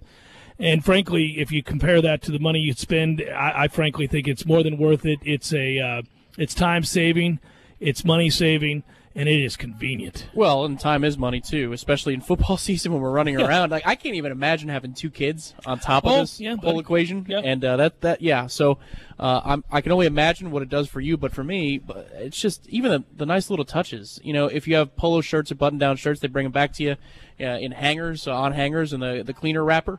And well, the pros, man. They do it right. And by the way, they'll do dry cleaning as well for you. They will, all right, that stuff. exactly. Yeah, but they bring it back to you dry cleaning style if you have nicer clothes, and then they take care of the linens. They fold all the laundry. They fold the fitted sheet, all the little things. And they're always really punctual with pick-up and drop-off times, too. So absolutely, Wash Around the Clock kicks you-know-what. Go to TallahasseeLaundry.com, Wash Around the Clock's website, TallahasseeLaundry.com, and that way you can learn more about it and figure out which plan's best for you. There's a lot of different plans. Sometimes you may need, to be picked up once every 2 weeks, once a week, twice a week, whatever it might be. They have a plan for you. If it sounds convenient, I can tell you it's even more convenient than it sounds. Yeah, all right, schedule for the weekend. It's not a fully chocked full of great games sort of weekend in the world of college football. I've mentioned before that I thought, okay, it's all right. But there are some games that I'm intrigued by. Obviously, we have ours at noon tomorrow. Don't forget, 9 a.m. tomorrow begins Tallahassee Game Day. We'll be doing the pregame show for you. Tallahassee Game Day begins at 9 a.m. for a noon kickoff. Looking forward to it, Doak Campbell Stadium. We'll have a good energy to it tomorrow. I'm looking forward to that. But beyond our game, you look around the country, you're trying to find top 25 games, you're trying to find games that intrigue you. And, again, it's a slate that doesn't feature a ton of those. I suppose, the games that we talked about earlier, first of all, tonight, if you're wondering, Virginia and Boise State, 8 o'clock, 10:30 is Utah and Arizona. So we do have football on tonight, if that's something you're looking for. And then from there, I think Oklahoma State and TCU is probably the game that I'm most excited about, because those are two fairly good football teams out of the Big 12. Oklahoma State might be really good. I'd like to see what happens, A, against a better defense, which TCU has, and B, at some point I want to see Oklahoma State have to play real good defense themselves. So I know most people look at this as a score fest. I actually look at the under here. Yeah, for me, tomorrow it's going to be Oklahoma State and TCU at 3:30. Then obviously the Mississippi-Georgia game as we get into the Mississippi State, Mississippi State, excuse me, Ole not Miss, Ole Miss. Georgia would not be a good game. No, that game is a neutral site in Tampa. Yeah. Mississippi State, Georgia will be the interesting game of the nightcap. But I'm going to take an opportunity here. I'm really excited because for me, what I'll be watching this weekend is Buccaneers-Vikings out in Minneapolis. I'll be traveling up tomorrow after the Knowles game is over. That's right. Get to watch Jameis versus Dalvin. I'm really excited to catch that game. Jameis versus Xavier Rhodes, more importantly. Well, that's actually the matchup. Yeah, absolutely. That's the matchup. To me, I mean, trying to rack my brain earlier in the week, I don't know that there's a better matchup in Knoll versus Knoll history with players at prime positions. Dalvin Cook's the playmaker in Minnesota. Jameis is the playmaker franchise quarterback in Tampa Bay. I mean, that's just, if you're interested in Knowles and the pros and not necessarily an NFL team, this is the game for you. You got to go back to the 90s where Florida State was a perennial power, year in and year out national championship contender, and routinely had more than a handful of players drafted in the first three rounds of the NFL draft.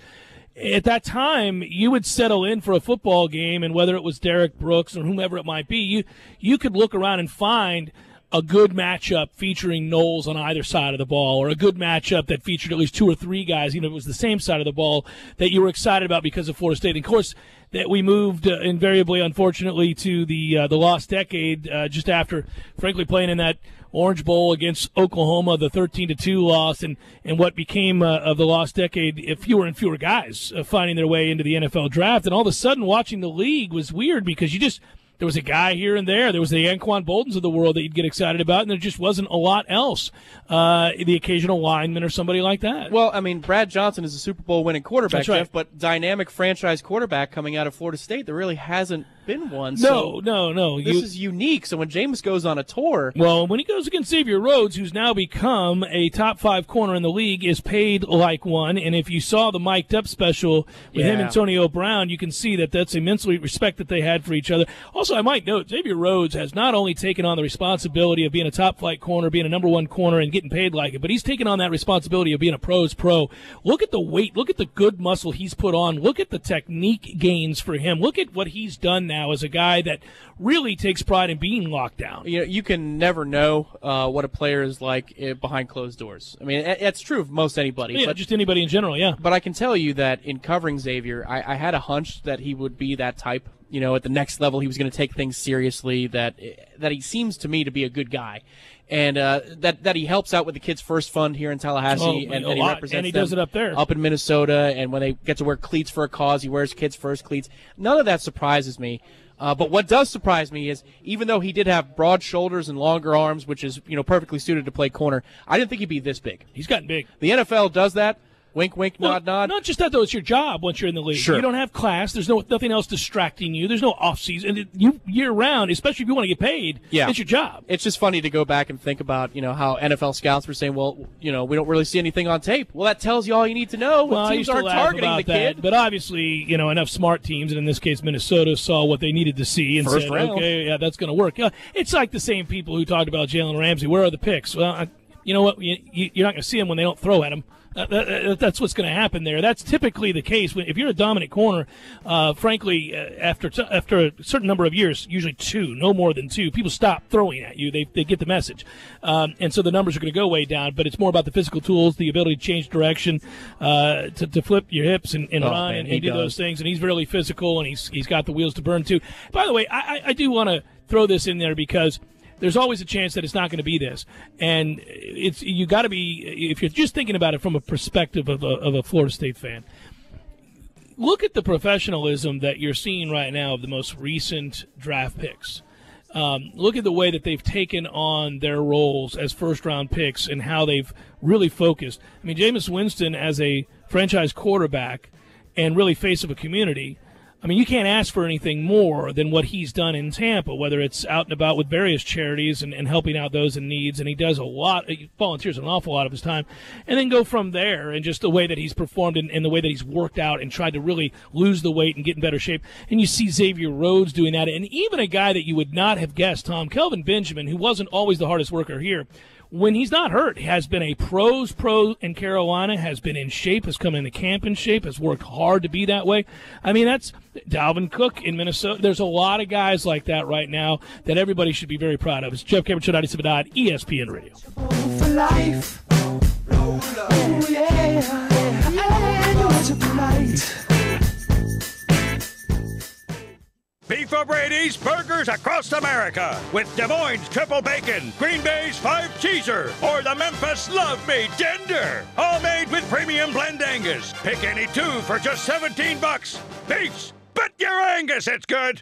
And now, a Sport Clips well. When you're in need of auto repairs, look no further than Nice Tire and Auto Service. Nice has been in business for 16 years with long-term, knowledgeable sales associates. They have the latest wheel balancing machine in the industry. And for passenger vehicles, they service AC, brakes, suspension, tune-ups, and much more. Never sit through a long wait. Nice Tire and Auto has 10 service bays to get you back on the road quickly. If you have tire problems, check out their large inventory with various Goodyear and Michelin tires. Nice Tire and Auto Service, 4792 Blountstown Highway, 574-4100. You can tell a lot about a tractor by its warranty. That's why Mahindra makes the toughest tractors on earth. With steel, not plastic. Backed by the industry's best limited powertrain warranty, period. Not 5 years, not 6 years, but a full 7 years on select models. No wonder the other guys are green with envy. No money down, 0% interest, and no payments until July. Available at TNT Supercenter. I'm talking tough, like a state of mind. Tough, like a soldier on the front line. Tough when it gets rough, like my Ford truck. Always enough, I'm talking tough. Franklin Spring Creek Ford, the place to find your next truck in southern Georgia. Hey y'all, we're Chris and Preston from Low Cash. Head to Franklin Spring Creek Ford and see them about all of your vehicle needs. Stone Tool and Fastener, and presented by Hobson Chevrolet of Cairo, Georgia. Wednesday nights at 6 on 97.9 ESPN Radio. Hendrick. Ladies and gentlemen, start your savings. Race into Dale Earnhardt Jr. Buick GMC for the best selection and service in Tallahassee. Get incredible discounts on racetrack-worthy vehicles like $10,000 off select new Buicks and GMCs. We are professional grade. And that's not all. We've got a huge used car inventory, so you can find a quality pre-owned vehicle to fit any budget. We even offer low payments and exceptional offers like 0% APR financing. Hassle? No way. Haggle? Never. At Dale Earnhardt Jr. Buick GMC, you'll deal with people you know, like, and trust, and get the honest, friendly service you deserve. That's why our customers will tell you there's no better car buying experience in town. Visit us today at 1850 Capitol Circle Northeast or online at DaleJr.BuickGMC.com. And remember, you too can be a Hendrick driver. Look at that mouth. That poor, parched mouth. So dry. What'd you eat for lunch? Chalk dust? Did your mouth cannonball into a barrel of mothballs? You're being awfully quiet. Is that because your mouth feels like the business end of a Dremel saw? Is it because your mouth just wrote a haiku and all 17 syllables were dry heaves? You're so parched. You know it. I know it. The entire radio knows it. Just admit it. You want a Mountain Dew. Your mouth feels like it just inhaled the insides of a punching bag, and the only remedy is that neon green potion. Right now, your mouth could be tongue bathing in the refreshing citrus kick of Mountain Dew. Instead, it feels like you've been motorboating King Tut's sarcophagus. Show some mercy. Crack open an ice-cold Mountain Dew. You know your mouth wants you to. Do the Dew. Nothing quite beats authentic Italian food and a Pepsi. Indulge your taste buds and experience all the flavor of Italy right here in Tallahassee. Visit Urban Food Market today, located in the center of Tallahassee. Urban Food Market, proud to serve Pepsi. This is the Jeff Cameron Show. Jeff Cameron Show on 97.9 ESPN Radio.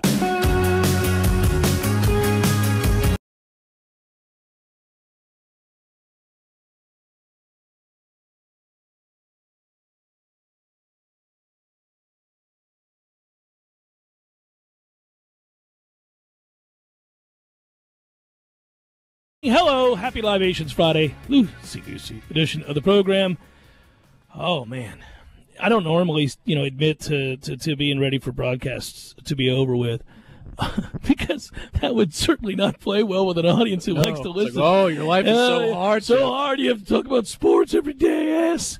Yeah, no, I got you. But it's because I'm ready to watch a game, our game, and I can't say it enough, and I probably have said it to the point that you're annoyed, those of you listening out there, but it's there's only so many ways to look at a game, only so many ways to break down a game, only so many ways to, I guess, try to theorize what you think might happen.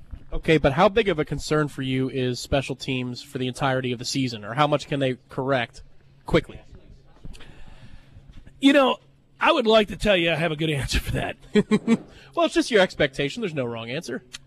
The expectation I have is that special teams is going to be a lot better. And one of the reasons that I have that expectation is that I believe the head coach was mortified by what happened. Now, you might say, well, wouldn't there have been cause last year to suggest that? Yeah. His concerns last year had a lot more to do with the inability to make stops. The thing was imploding, and it was on camera for Showtime and the rest of the world to see. And he had to make sure that his guys were just going to give enough effort to field a decent game. And it was bizarre that happened, and that was far more pressing than some special teams concerns.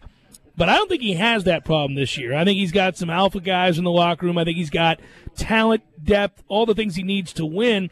And if you play against your mentor, like he did against Nick Saban in Alabama, and you basically play him to a draw but lose the game because of your special teams, you got to admit at that moment he must have gone back, watched that film, and thought, are you effing kidding me?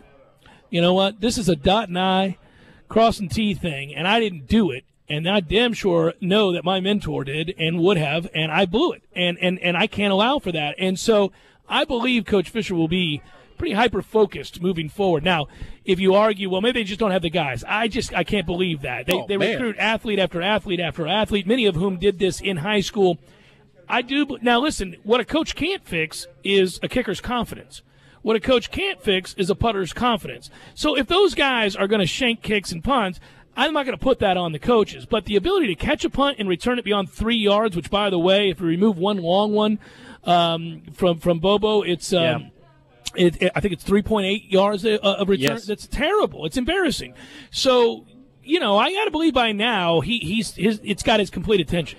Yeah, I hear you on the you can't fix a kicker or a punter if he's domed up thing. But flipping field position at some point, if you're at the 40 or the 50-yard line, you can't be kicking this thing right on the edge of the 20, or you can't put it through the end zone. And it's been the former of the two. Yeah. For young Mr. Logan Tyler, I was thinking Kaysen. Kaysen was on the Well, brain. they're the same guy right now. Yeah, but the hurtful thing was in the spring game last year, not this year, but the past year. We had the Hernandez kid who went down to USF, and he's kicking ass and taking names. I'm going, man, what I wouldn't give for a 42-yard net. Can I just have a 42-yard net? Just a 42-yard net, Tom? They got the athletes to cover and return. I'll be very interested to see who the returners are and if there are any changes. I don't think there will be any changes. No. Hold on a second. I think I would give him another chance. I know that sounds crazy. I think I would give him another chance. But from there are other elements of that thing that's screwed up. We can talk about it more. We got another hour to go. Final hour forthcoming here on a Libations Friday, loosey-goosey edition of the Jeff Cameron Show, broadcasting live from the Seventh Hill Tap Room.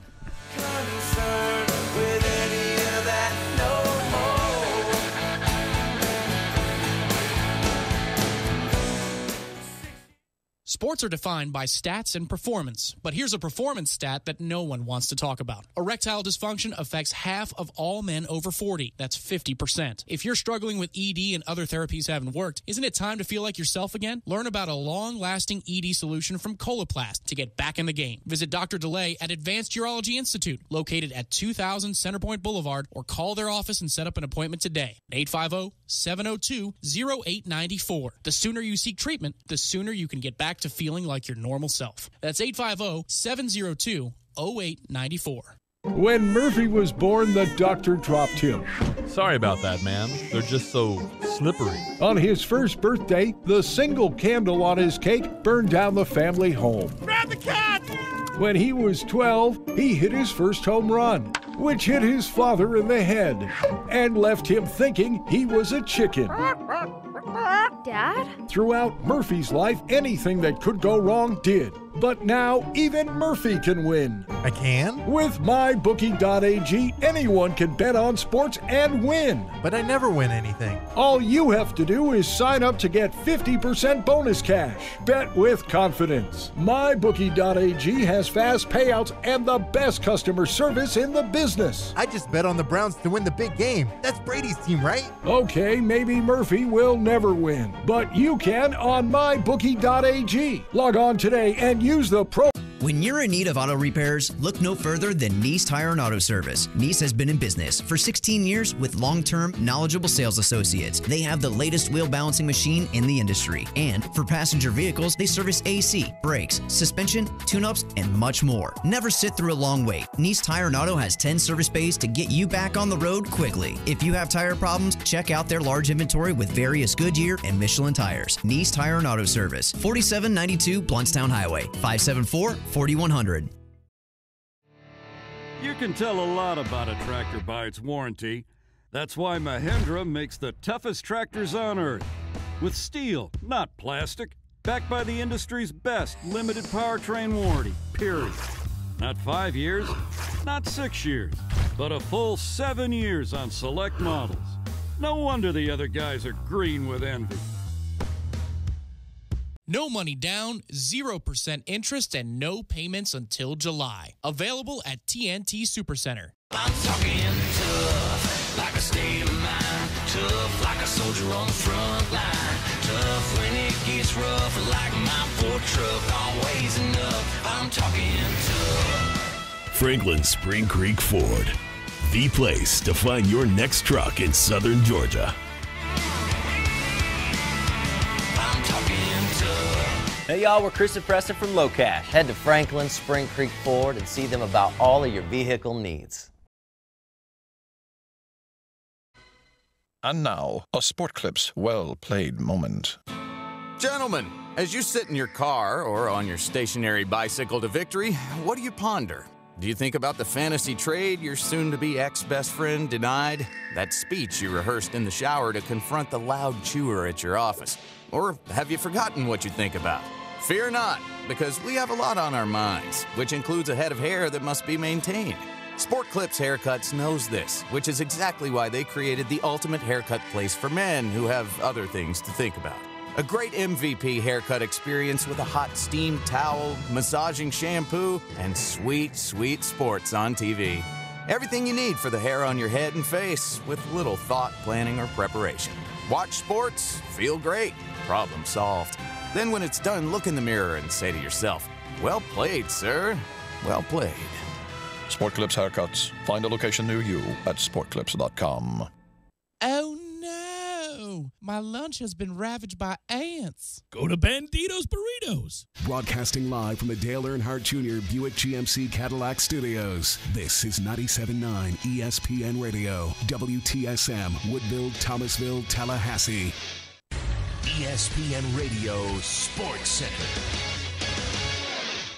I'm Christine Lisi. At this hour, ESPN's Chris Mortensen reporting. Vikings quarterback Sam Bradford with pain in his surgically repaired left knee, getting a second opinion today. ESPN's Dan Graziano reports Bradford is not expected to play Sunday. One day after a lawsuit was filed against the NFL and Patriots on behalf of the daughter of former New England tight end, the late Aaron Hernandez, a league spokesman said the NFL intends to vigorously contest the claim. The Suit alleges Hernandez had advanced stages of CTE normally found in a man in his late 60s. The NFL will first attempt to have the lawsuit dismissed. If it can't do that, the league likely settles, believes Sports Illustrated's Michael McCann. The last thing the NFL, or for that matter the Patriots, want to do is be deposed about Aaron Hernandez. What do they know about his health? Were there medical records about Hernandez? What did they know about him when they drafted him from Florida? Michael McCann on the Dan Le Batard Show. Golfer Tiger Woods said on his website he's feeling strong, starting to hit the ball a little further. Woods is attempting to come back from his latest back surgery in April. Sports Center is brought to you by JCPenney. Guys, check out what's new in our new big and tall shop inside the men's store at JCPenney. Get your work to weekend apparel in extended sizes, up to 5XL and 54 waist in store and 60 waist at jcp.com. That's getting your pennies worth. JCPenney. Live from the Dale Earnhardt Jr. Buick GMC Cadillac Studios in the capital city of Tallahassee, this is the Jeff Cameron Show on 97.9 ESPN Radio. It's Libations Friday, brought to you by Quarter Pocket Bar and Grill. Quarter Pocket Bar and Grill on Appalachie Parkway. Tallahassee loves the Corner Pocket.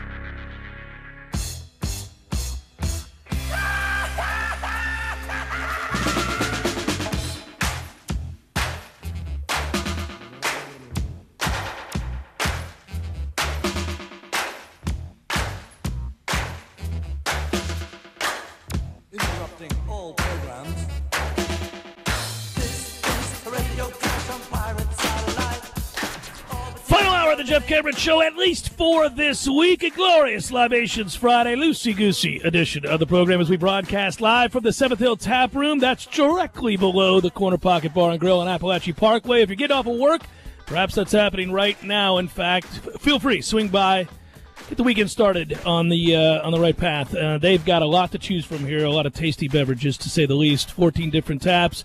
And good deals, too, Tom. You're always the deal guy. Throw it out there, buddy. Well, my favorite deal on a Friday is the happy hour special from 4 to 7 p.m. Do you like, by the way, that that's the designate? That I'm the deal guy? That you're the deal guy? Like a used car salesman? That's a terrible thing for me to say right now. You're the deal guy. Tell everybody about the deal. Well, I don't know whether to go FM DJ for that, or I could go somewhere else obvious for that. I don't know. No, go just tell us the deals. Okay, so the happy hour special that I like the most is for every $10 you spend on the self-service tap card, you get $5 free. So $10, you got $15 on the card. Spend $20, you got $30 on the card. That's a pretty great deal. That is a good deal. The 32-ounce Crowlers, that is your go-to for tomorrow for tailgating, and you want to come in here and try out any one of the beers that they have.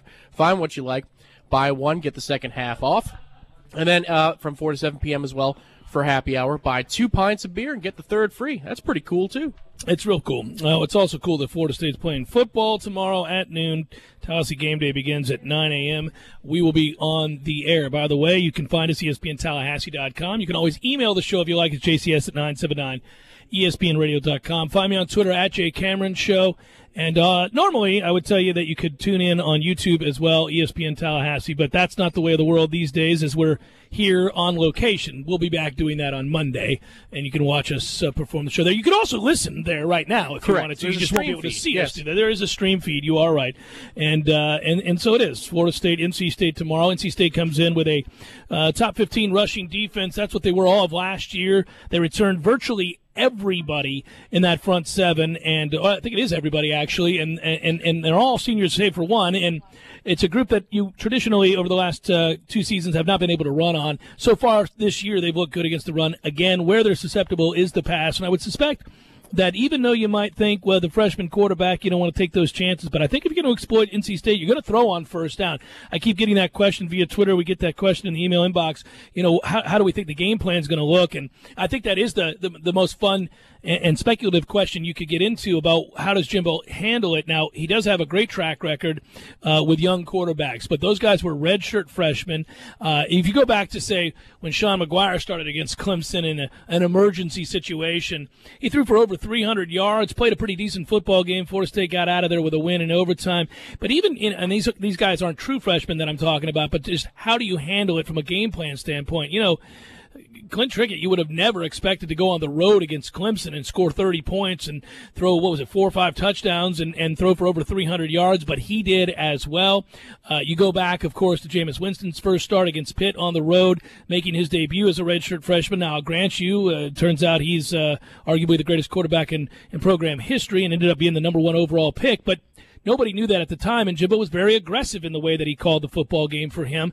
That's his nature. That's who he is. He is a former quarterback. It's what he does. The lone real conservative game that I can remember him calling, but it certainly put his quarterback in the best position to succeed, was when E.J. Manuel had to start a game on the road against Wake Forest, a game that Florida State won, still scored over 30 points. Wake played off in that game. They played off coverage, and so there were a lot of easy throws to make for E.J. early in that game, and they took advantage of it, and there was no real reason to maybe open it up in that situation. But every other time, Jimbo's been very aggressive and thrown the ball on first down. I suspect he'll throw the ball tomorrow on first down an awful lot as well. Well, that's one of the things that's in his code. If he had like a coat of arms and a code and a mission statement, a picture of a guy throwing the ball in one of the squares, on first down. Yeah, you can see the marker in the background. It's the first down. A first down marker with a guy throwing. Yeah, what's the best down to throw on? Yeah. First down. He'll say it over and over and over again. Yeah. And it just so happens to fit with the fact that NC State's defensive backs are the weakest part of their defense. It's a good defense overall, really good up front against the run, really, really good.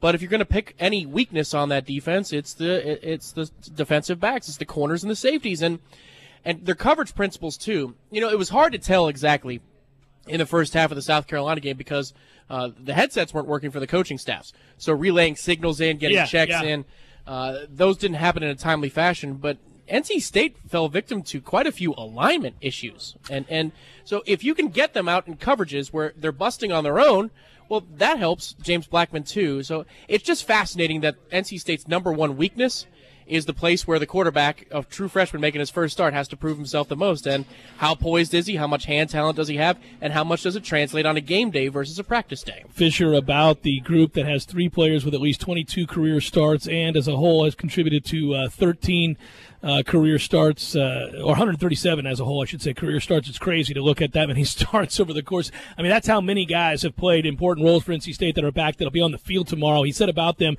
well, they've all been there forever.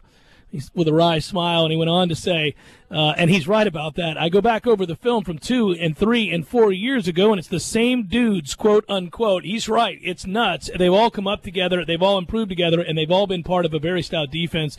And yet I still suspect that Jimbo will be very aggressive. Yeah, I think so too. And again, a couple of things I took from, we talked about this off the air, a couple of things I took from the South Carolina game, because it's the only legitimate opponent that NC State's faced. So that's why I keep going back to that game. You can't use the Furman game, right? No, exactly. You can run at NC State and have some success if you run right at them with quick hitters. You can't have long developing plays. They stay in their gaps too well. Oh, they're disciplined, sure. They're sound, and they're quick to the football on the edges. So if you're going to hit them, you got to hit them hard, you got to hit them quick. But their pursuit on the defensive line is really something to behold. I mean, even if it's a quick bubble look to the outside, or get out there, or a throw, yes, that's 5 or 10 yards down the field. You're seeing defensive linemen, defensive tackles chasing down the ball. They have great motors, and they have good skill to go along with the great motors. Yeah, and if we weren't playing them, they'd be fun to watch. One of the things that I always like to see out of a defense is one that cares to play together and play together, seamlessly. Like they understand each other's roles. Somebody's willing to fill. They don't really care who gets the glory. I've made mentions of this before. There have been a lot of defenses that I really liked over the years, several where I thought, okay, this is a group that's not only talented and deep, but that's a group, I think the capper is always the group that truly likes to play together, that truly lifts up the other guy. You get a lot of teams that are talented on defense, by the way. The 2014 Seminoles were talented on defense, really didn't care to be out there, it didn't seem like most evenings. But the 2013 team did, and they were on a mission, and you knew that. But you look around, I've used the timeless example is Iowa, the team that beat Georgia Tech in the Orange Bowl a number of years ago. Couldn't wait to play together, and you could sense it. Each tackle, there's 9 guys and 10 guys around the ball, lifting each other up after each play, slapping 5, really genuinely excited for the guy that made the play, because in some way they contributed to him making the play, and everybody understood it, including the guy who made the tackle, that if he doesn't do that, I can't do that. NC State's front 7 does that better than most. Watch them play together. Now, I say all that to say this. If you're throwing on first down and you're putting yourself in positions where you can, alter really their ability to predict Then they got to play you honest, and then they got to play a little bit more reserved. So I have a feeling that, again, that's another reason Jimbo's going to want to throw on first down. You don't want to get behind the chains against a team that plays as fast and as well and as disciplined as this one does. Yeah, I totally agree. And there are obviously going to be the shots down the field, too, because what does what does James Blackman do the best? And that's throw the ball down the field. He gets the ball down. It could be between the hash marks. It could be outside the numbers. He just throws the deep ball, it seems, very, very well. It's his bread and butter. But since you touched on that about the defense and playing together, that's what this defense does this year. And wasn't that reassuring in Game 1 that happened months ago? Yeah, it's also why, if you're picking Florida State to win comfortably tomorrow, you're not necessarily doing it because you predict them to just go out there and light up the scoreboard. It may happen, but you're doing, if you're predicting that, you're predicting it's because the defense sets them up with short fields and gets them a lot of opportunities. But they play for each other. Yeah. That's the thing that I noticed in Game 1 is that the communication on the back end was a hell of a lot better thanks to Ermon Lane. Trey Marshall was involved in some of that too, Derwin James. But Ermon Lane looked to be the traffic cop most consistently, especially in that first half when Alabama was throwing different looks and motions pre-snap. I know they busted one coverage, but by and large, especially compared to what we saw last year, it looked like the group is much, much tighter. And the segments play together. The segments like one another, and that matters greatly. The 2015 defense had it. Last year's defense, not so much until the latter part of the season. This year's defense, it looks like they're playing together and is one, so they should force some more stops than one might expect. Well, the two go hand in hand, by the way. It's a lot easier to play kind of with reckless abandon and for one another when you know where the hell to be. So, when you're not sitting around thinking about what do I have to do, play in and play out while somebody's torching you, it gets a lot easier to play that way. They did play kind of footloose and fancy-free, to have fun with a phrasing that we were talking about before. I mean, yeah. Just fancy-free. Yeah, just fancy-free. Not footloose, but yeah. Because your feet need to be where they are. But you need them to be loose. You need them to be able to move, baby. You got to be able to tap, man. So I will say this, though. I don't know that a guy – or that I get more excited about a player's transformation and his ability to contribute than Ermon Lane. That's just a cool story. I don't, on this show, I'm very opinionated. We'll go after people when we need to and then kind of lay off when we need to and somewhere in between. And we don't always follow up on little feel-good stories, rah-rah stuff, although they exist and they're nice from time to time, and we'll touch on them, especially nationally. I don't always do it locally with Florida State. But, man, that's a cool story. Ermon was, frankly, a bust. Ermon Lane was a bust. You're talking about a five-star receiver. He comes in here, and he sucks. I mean, all he's good for is blocking. He can't catch a cold. He drops everything. Now, he could block as a receiver. And you're thinking, what a shame. It just didn't translate for him. He got here, it was too much, and he wasn't able to play, and he never really contributed, and that's a shame. He had the touchdown against Louisville, the kind of how the hell that happened. How did that pass happen? But really, there was nothing else, and you just figured, hey, he's going to be one of those guys that doesn't make it. And then this resurrection, when we rolled our eyes when we heard they were moving him to safety. We kind of laughed. It was midweek, and it was out of nowhere, and it was just kind of okay, I guess. But fine. He's truly contributed, and he's been effective, and he's mattered. He triggers downhill quickly, and he plays hard. He's a fun guy to watch play. It's the Jeff Cameron Show, broadcasting live from the 7th Hill Tap Room. If you're getting off work, roll on out here, Appalachian Parkway. Back for more in a moment. It all so clear. When you're in need of auto repairs, look no further than Nice Tire and Auto Service. Nice has been in business for 16 years with long-term, knowledgeable sales associates. They have the latest wheel balancing machine in the industry. And for passenger vehicles, they service AC, brakes, suspension, tune-ups, and much more. Never sit through a long wait. Nice Tire and Auto has 10 service bays to get you back on the road quickly. If you have tire problems, check out their large inventory with various Goodyear and Michelin tires. Nice Tire and Auto Service, 4792 Bluntstown Highway, 574-4100. You can tell a lot about a tractor by its warranty. That's why Mahindra makes the toughest tractors on earth. With steel, not plastic. Backed by the industry's best limited powertrain warranty, period. Not 5 years, not 6 years, but a full 7 years on select models. No wonder the other guys are green with envy. No money down, 0% interest, and no payments until July. Available at TNT Supercenter. I'm talking tough, like a state of mind. Tough, like a soldier on the front line. Tough when it gets rough, like my Ford truck. Always enough, I'm talking tough. Franklin Spring Creek Ford. the place to find your next truck in southern Georgia. Hey y'all, we're Chris and Preston from Low Cash. Head to Franklin, Spring Creek Ford and see them about all of your vehicle needs.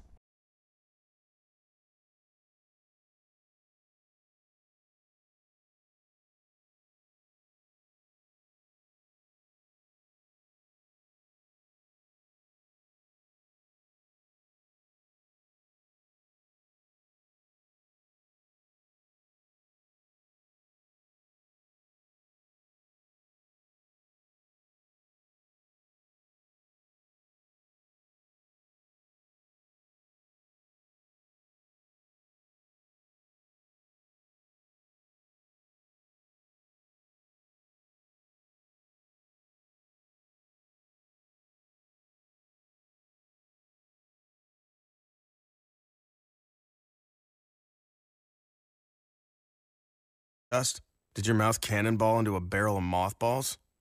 You're being awfully quiet. Is that because your mouth feels like the business end of a Dremel saw? Is it because your mouth just wrote a haiku and all 17 syllables were dry heaves? You're so parched. You know it. I know it. The entire radio knows it. Just admit it. You want a Mountain Dew. Your mouth feels like it just inhaled the insides of a punching bag, and the only remedy is that neon green potion. Right now, your mouth could be tongue bathing in the refreshing citrus kick of Mountain Dew. Instead, it feels like you've been motorboating King Tut's sarcophagus. Show some mercy. Crack open an ice-cold Mountain Dew. You know your mouth wants you to. Do the Dew. Nothing quite beats authentic Italian food and a Pepsi. Indulge your taste buds and experience all the flavor of Italy right here in Tallahassee. Visit Urban Food Market today, located in the center of Tallahassee. Urban Food Market, proud to serve Pepsi. Parker Brothers Roofing says don't play games with your roof. Protect your home and your family. The Parker Brothers tell you the truth. We'll fix your roof, cause it's what we do. With quality, integrity, and pride. Parker Brothers Roofing, professional every time. Stay safe and dry inside. Customers constantly tell us that they're getting several estimates to compare apples to apples. You ever bite into an apple and find out the inside is rotten? Cheap roofing quotes are just like that rotten apple. Quote looks shiny and delicious because it's the cheapest, right? But you wind up with that rotten apple that leaks or starts to fail immediately. All roofing quotes are not equal. Cheap estimates equal cheap materials, subpar labor, or both. For quality that lasts, call us at 656-8112. Parker Brothers Roofing, professional every time. Stay safe and dry inside. License number CCC 049350. Might I suggest the chicken taco salad from Bandito's Burritos, my friend?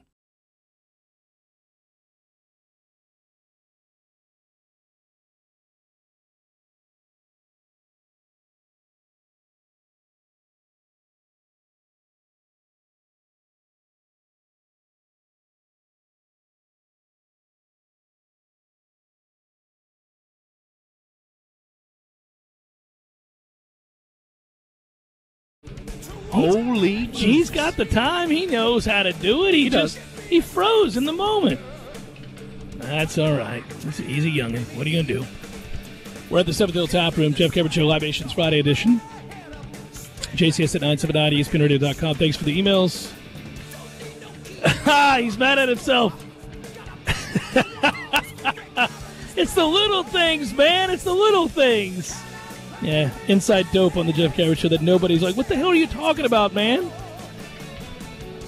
At Jake Cameron Show on Twitter. I'll answer those questions. That's fine. Yes, some of you are laughing at the picture that's posted there now of when I had hair from the 2001 Orange Bowl. It is weird, and I do think that is I believe that is a dip cup in my hand. So I don't think I knew that before, or at least next to me. I don't think I knew that before I posted the picture, but that's okay. I've never run from that, man. No, you own that, and then you preach on it. Well, I don't know about all that. I certainly will. To the young kids? Yeah, to the youngins, I'll let them know that it's not a habit you want to start. There are plenty of friends in town that have just gotten into town here this afternoon who can remember the days where, that was omnipresent. It was always there. They just saw a cup and a hand rounding a corner. They know who that was. Matt Millar's listening, and he's got a funny story that one of his closest friends, we were all out at AJ's, the old AJ's. Rest in peace, AJ's. We were at AJ's, and it just hit me hard on when a I brought Live up Nations AJ's. Friday, right? Live broadcast on site. Yeah, back in the day. And we were there one night. That goes along with many nights. Yeah. And we were playing darts and pool and everything else, and a guy was drinking bourbon on the rocks, I believe. And he may have set his bourbon on the rocks next to my famed cup. And given that it's bourbon and the color of bourbon, he had a moment in which he turned green, and I was at a distance, and I turned and looked and just saw this expression on his face of utter horror. And I realized, it was like slow motion. I realized, oh no, I think he just took a big gulp of my dip spit. And in that moment, you could see him instantaneously turn green. And I went, oh no. And Matt started laughing. Because of course he did. And his buddy went and sat in the corner and looked like he needed to crawl up in the fetal position. Like he was needed to go home and take a shower. Like he had been. Yeah, so it was an awful situation, and he just kind of curled up, and I go, are you okay? He's like, no, I'm not okay. I'm not okay. And I go, there's still some in your teeth. I was all right personally until you said that. That's troubling. Everybody's just handed him water, and yeah. So was that a night out, or was that after a remote? No, it wasn't after a remote. It might have been after a remote, but many hours many hours after said remote. I was going to say. It was a long time ago. If it's after a remote, that only rivals the birth of Ghost Pepper Nate. Well, that's on Millar. That's not on my fault. That's not my. Well, of course, it's not your fault.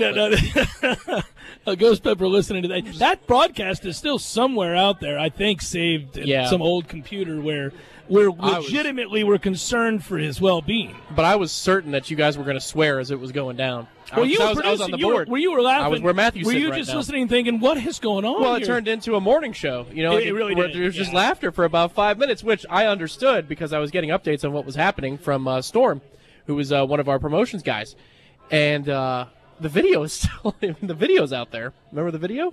Yeah, I do, and I also remember because that, as you say, "Welcome back, Jeff Cameron Show," where we were, and, and he just starts coughing. He's like, "Oh, it's not that bad," and he starts coughing. He drops a GD. He's turning his. I wish we could play that right now. It's one of my favorite broadcasting moments. There have been a few where I was incapable. Millar, I think you just killed Nate.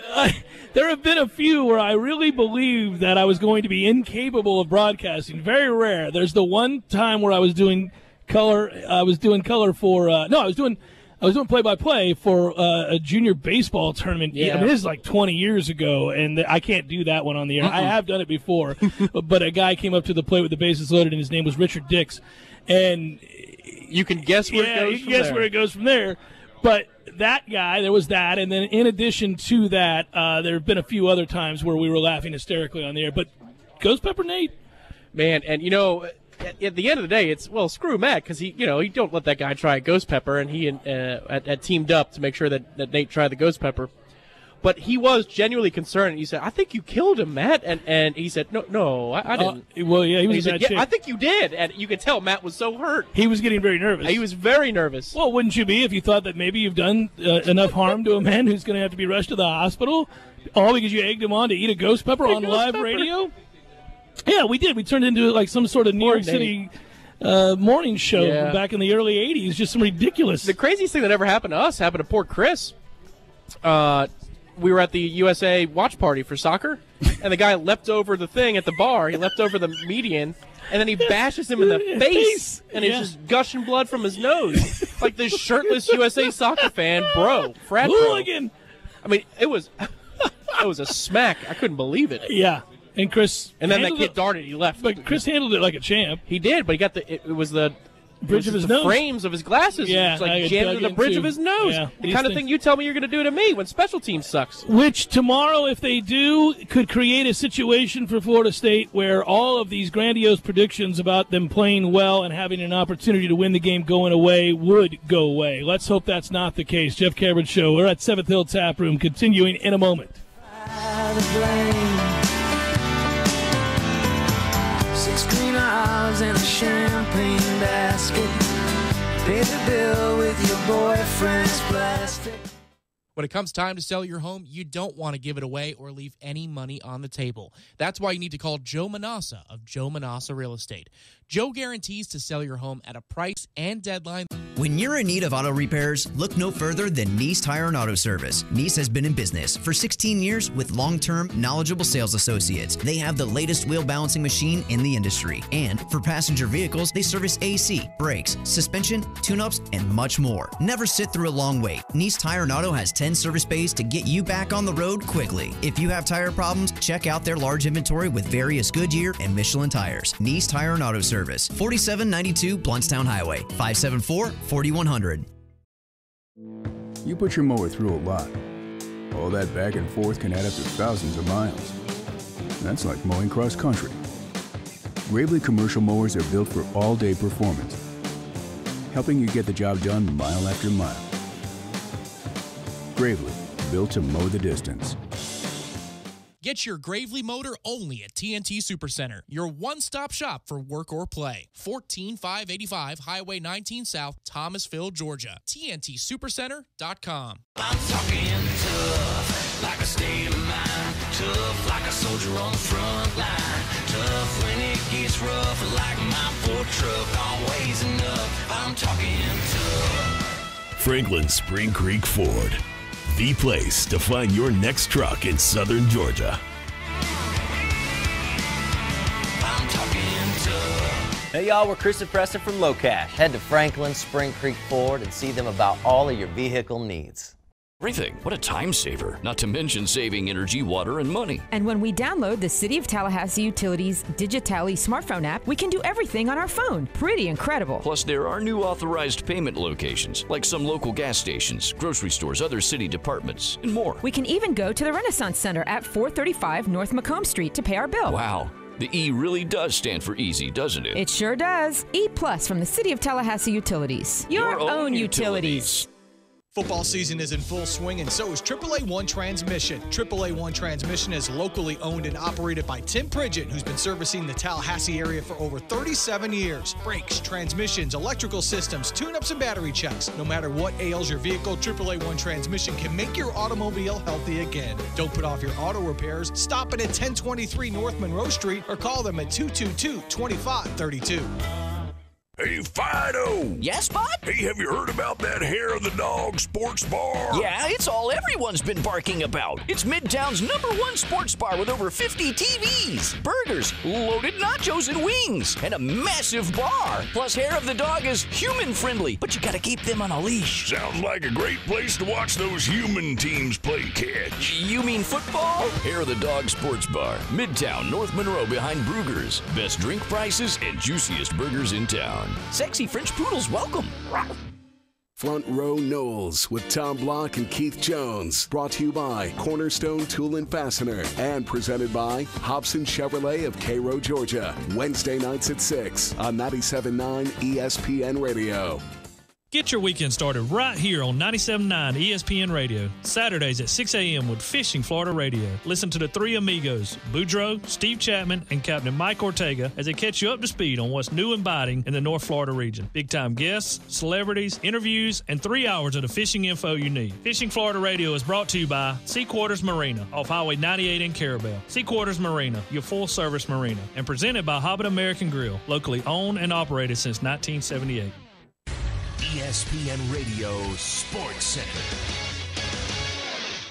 I'm Christine Lisi. At this hour, ESPN's Chris Mortensen reporting. Vikings quarterback Sam Bradford with pain in his surgically repaired left knee, getting a second opinion today. ESPN's Dan Graziano reports Bradford is not expected to play Sunday. One day after a lawsuit was filed against the NFL and Patriots on behalf of the daughter of former New England tight end, the late Aaron Hernandez, a league spokesman said the NFL intends to vigorously contest the claim. The suit alleges Hernandez had advanced stages of CTE normally found in a man in his late 60s. The NFL will first attempt to have the lawsuit dismissed. If it can't do that, the league likely settles, believes Sports Illustrated's Michael McCann. The last thing the NFL, or for that matter the Patriots, want to do is be deposed about Aaron Hernandez. What do they know about his health? Were there medical records about Hernandez? What did they know about him when they drafted him from Florida? Michael McCann on the Dan Le Batard Show. Golfer Tiger Woods said on his website he's feeling strong, starting to hit the ball a little further. Woods is attempting to come back from his latest back surgery in April. Sports Center is brought to you by JCPenney. Guys, check out what's new in our new big and tall shop inside the men's store at JCPenney. Get your work to weekend apparel in extended sizes, up to 5XL and 54 waist in store and 60 waist at jcp.com. That's getting your pennies worth. JCPenney.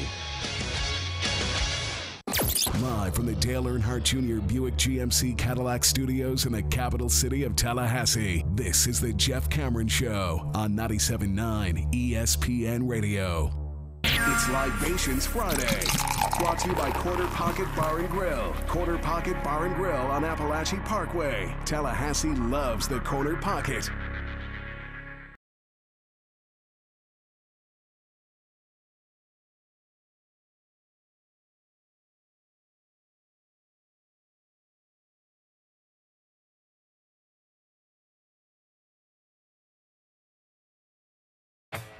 Libations Friday as we broadcast from the Seventh Hill Tap Room on Appalachian Parkway.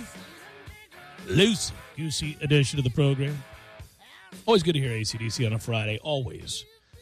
If you don't know where the Seventh Hill Tap Room is, it's directly beneath the Corner Pocket Bar and Grill. If you're rolling into town for Florida State, NC State tomorrow, Florida State's home opener, swing on by, get yourself a tall, cold one, maybe a crowler. Tom, tell them about the cup. Oh, the Seventh Hill Cup Club Cup. There it is. Tell them. That's a $10 green cup that you get to keep, souvenir cup, and it gets you $1 off all drafts Monday through Wednesday from 7 to close. And you say, well, that doesn't help me any. However, on Saturdays all day long, every draft beer you order, not Otta. Or water. You don't want to water that. No. Unless it's the hard water from MIA. This guy's in love.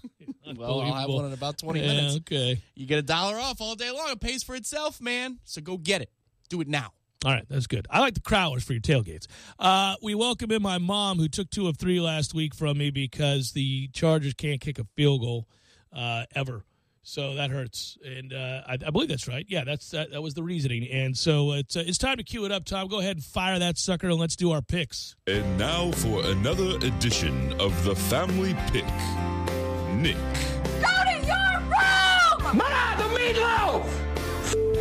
Take it away, Jeffrey. All right, Mama, how you doing? I'm doing well. Much better than last week when we did this because I'm not driving around in the car. Yeah, that's a with good thing. no air conditioning and at home and the total chaos around here. It's much calmer today. Well, good. Let's get to some picking. I know I took the Rams last night in a compelling 41-39 victory. Did you have the Rams as well? I did have them. I was afraid there at the end I was going to end up losing, but anyway, they hung on and came through. Yeah, the old 19-point fourth quarter for the 49ers will make you nervous, yes, and especially absolutely. recovering the onside kick. I know. All right, so let's get to this now. We've got some intriguing games. That's always the case in the NFL. Baltimore and Jacksonville. I took Baltimore. I did as well. Denver's at Buffalo. Yeah, I'm taking Denver. Me too. That game will be closer than a lot of people think. New Orleans at Carolina. Yeah, I'm taking Carolina. I don't know about New Orleans, but I don't really know about Carolina either. But I know they're 2-0. But I took Carolina. I actually think both teams aren't very good. I think Carolina's defense is very, very good. Carolina's right. offense is suspect right now. I think that game will be close as well because the Saints will play desperate. But I'll take Carolina to win a close one. Pittsburgh's at Chicago. Pittsburgh. Atlanta's at Detroit. Atlanta. Although I think that could be a really good game. Could be. But I think I took Atlanta. Cleveland's at Indianapolis in a game nobody should watch. I know. That is not a good game. I took Indy, I think, they're at home, right? Indy's at home? They are, and I don't know that makes a difference. I'll take them as well. It's a coin flip. Both teams are garbage. I have no idea. Yeah, I know. I don't know either. Yeah, that is a terrible game. There's another game on here somewhere that I remember thinking was a terrible game. But anyway, I took Indy. Tampa Bay and Minnesota. I know. Now, I'm taking Tampa Bay, and I think that definitely could be a good game. If Bradford was playing for Minnesota, I would be a little more concerned. But I thought Tampa looked pretty good last week. I think we could have scored a little, had a little more offense. But overall, I thought they played pretty darn well. Well, I think the Bucs will be good this year. I think we're looking at a team that's going to win 9 or 10 games, maybe more. So yeah, that's a fair assessment. We both have the Bucs. I originally took Minnesota, but now that it looks like Bradford's not going to play, I can't take Case Keenum. Yeah. Houston against New England. Yeah, New England. I think. Although I don't know, New England worried me. I mean, not worried me because I don't care, but they didn't look so good in their loss that they had. It was 2 weeks ago, Mom. They crushed New Orleans last week. I know they did, but that was New Orleans. But anyway, you gonna hold that loss against them all year? A couple years ago they got blown out by Kansas City, went on to win the Super Bowl. It's I know. okay. Well, that's what I mean. After that, I think they get Bill does something to them, and they get their act together. But anyway, I took New England. Miami against the Jets. Miami. Giants at Philadelphia. Yeah, Philadelphia. Seattle versus Tennessee. Yeah, that. Oh God, I'm taking Seattle. Yeah, you and me both. We're both taking Seattle on the road, despite looking bad against Tennessee. That's interesting. We're guessing as a desperate Seattle Seahawks team. I think that's the way. I want to take Tennessee. I don't trust them. I know. That's the thing. That's kind of one of those games where you think it could go either way, but I just have to believe that Seattle is going to play better and be better. And even though they're not home, I took them. They may have found something at running back, and they need to stick to that because they can't pass block. Cincinnati's at Green Bay. Green Bay. I, too, have Green Bay, and that's an easy game. Kansas City's at the Chargers. Yeah, Kansas City. Oakland's at Washington. Oakland. I don't think we're going to have a game different here this week, Mom. This makes for boring radio. Sometimes that happens. You just, all right, Dallas. Think alike. Dallas at Arizona. I love Arizona, but and I think this is going to be a good game. But I took Dallas. I took Dallas as well. All right, so we have the exact same picks. You will remain one game ahead of me as you are this week. And you guys finally get to play football in Tallahassee. Yeah, it's about time. 3 weeks. I know. And NC State, don't they usually give you guys fits? There, when we're up in Raleigh, they do. Not here, but okay. yeah, okay. up there. Well, up that's there. good then, because some of our college games that we have to pick in our friendly Think Family and Friends pool, there are some hard ones this week. Yeah, I'm going to win all of them. Well, I hope I do, too. All right, Mom. Love you. I love you, too. Y'all have a fun weekend. We will. Bye-bye. All right, bye-bye. Yeah, so I always hate when that happens. We should almost screen it and call it off for the week if I'm going to pick and she's going to pick the same exact games, or we should have a point total or something just to differentiate. I mean, that's terrible. What are you going to do? Yeah, I don't know. You would have taken the Titans? Yeah. Yeah, I really thought about it. I'm more of the opinion that the Titans suck. Well, I'm more of the opinion that Seattle's offensive line may be the worst in football in a year for bad offensive line play. It's saying something. The Giants right now are going to, as long as they roll Flowers out there every week, it's the Giants. But there are a couple of plays in last week's game against San Francisco, which the Rams' offensive line last night was impressive in picking up all of the exotics and giving the Goff 49ers defense, which is supposed to carry the day, got absolutely gashed. But if you both in the pass and the run, I think both defenses are probably tired from Sunday. Playing on Sunday, that had to be a little bit of an element. But if you look at some of the cut-ups of what San Francisco's defensive front did to Seattle's offensive line, sure. Good God, that offensive line in Seattle is awful. It's them and the Giants. Those two offensive lines are the worst two in football through the first couple weeks. There's no question. I'm interested to see, because the pedigree of the Seattle Seahawks is that they go on the road and win this game, that their defense carries the day. They frustrate a young quarterback. They play a real physical game. And I don't know if the Titans are going to be up for that. They might.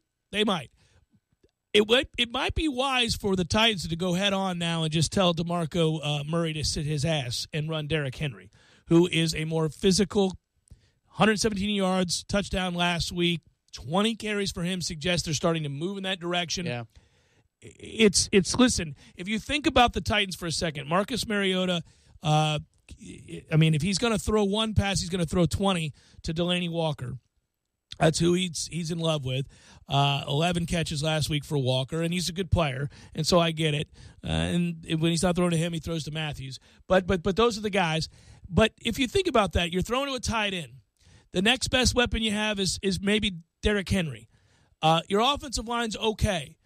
They should be a ground and pound team. Well, they should. And again, if you're a Seattle fan, not only are you concerned about what your offensive line did last week, but you gave up 100 yards at home to Carlos Hyde, and that's the first time, if the stat was right last night on Thursday Night Football, since AP did it like 5-6 years ago. Yeah. In their building, in their house, running for three digits. I mean, good Lord. So trench play in general for Seattle is in question. They have to get on a flight, go across the country. Man, I get that they could be as desperate as they want to be. That might not be enough. Found something in Chris Carson last week. Pass blocking's a problem for them. He had 126 yards rushing against that 49er team last week. That's a nice player. I think they may find their identity is the exact same as what the Titans need to do, which is ground and pound, throw off a play action to Baldwin from there. And you know what? That might frustrate Russell Wilson, but it won't frustrate him not to get his head kicked in. Run the football. Offensive linemen love to run the ball. And most of the time, if they're going to be bad, it's not going to be lining up and trying to road grade people. It's going to be footwork, technique, and pass protection. Right now, they're struggling in that area. I'd line up and just try to play big man football here. Either way, I would agree with the idea. I don't know that you're positing it, but just in general, that this is a 16-13 special. Oh, it's good. Yeah, and that's the other reason that I'm taking him. I didn't mean to make this a long diatribe on this game, but I think it's probably one of the weirdest and best games of the weekend that nobody will talk about. The 49ers, the Seattle Seahawks are a championship caliber, well-run organization with great coaches and potential Hall of Fame players and experience and talent on defense. And I just don't think they'll go into that good night. I think that what you're going to see is a team that looks like they're in disarray, lucky to be 1-1, that figures out something, wins with a dominating defense while the offense figures out what's our identity. Do we have something? Well, maybe we've got this kid, Chris Carson, who maybe nobody thought was going to be something, but he is. I'd tend to agree with you if they were 0-2. But that they're 1-1, I think takes just a little bit of steam out of what they're bringing to the table. You might be right. They're getting points, though, right? Last I saw it, now this was earlier in the week, was 2.5. I mean, it's right around a field goal. So you give me the field goal, I'm taking them, right? The full 3. You give me the full 3, I'll take them. Yeah, I have to take a look at what it is in the break. Yeah, it's a fun game. We'll come back and wrap it up momentarily here for the Seventh Hill Tap Room Libations Friday edition of the Jeff Cameron Show.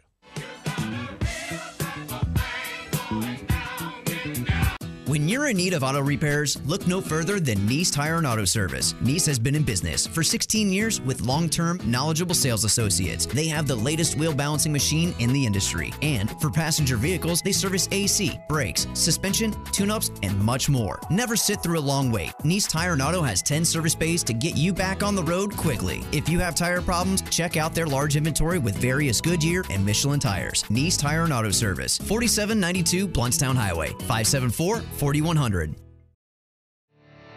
You can tell a lot about a tractor by its warranty. That's why Mahindra makes the toughest tractors on earth. With steel, not plastic. Backed by the industry's best limited powertrain warranty, period.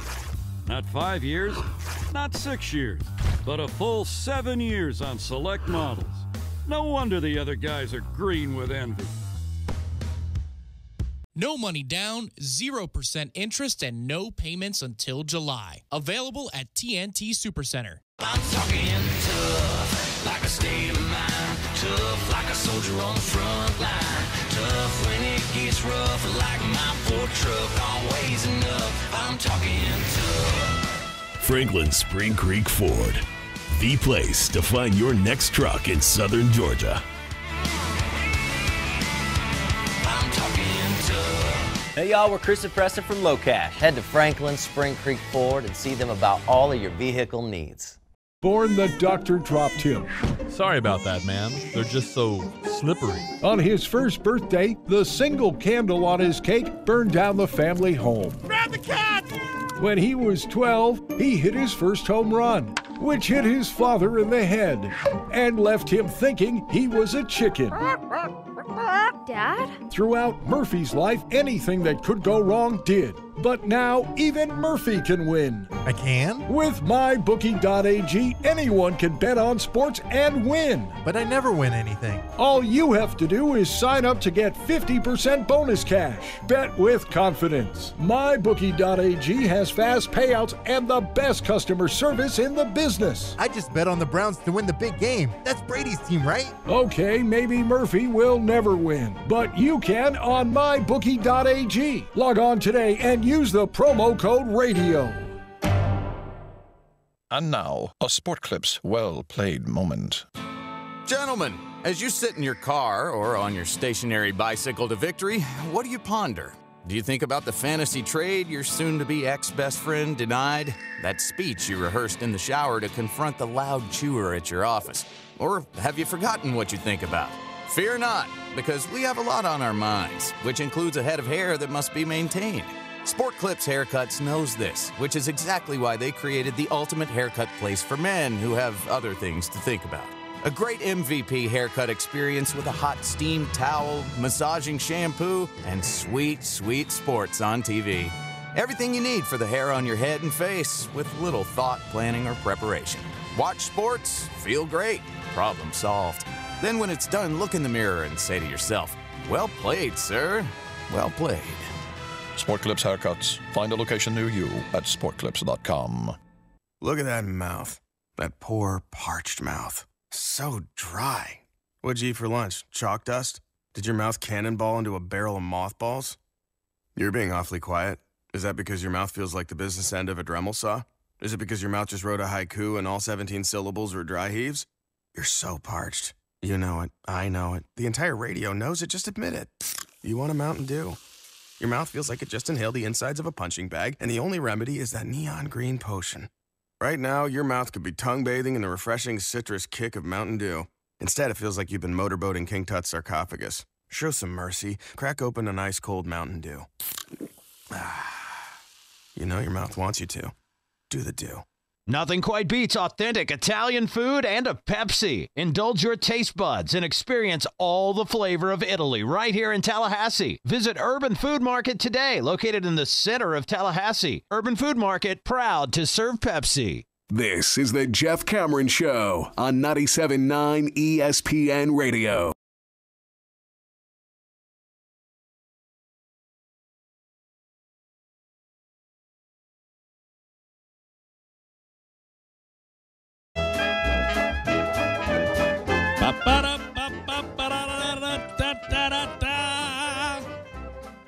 Right. Time to get loosey-goosey. Well, when you're surrounded by beer at the Seventh Hill Tap Room and you're not allowed to drink it, that hurts a man who's inclined to drink it. I'm just saying.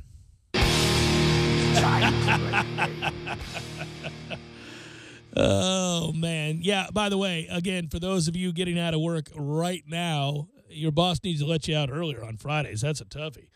Secondarily, the Seventh Hill Tap Room and Corner Pocket are located on the Appalachia Parkway, the famed Appalachia Parkway.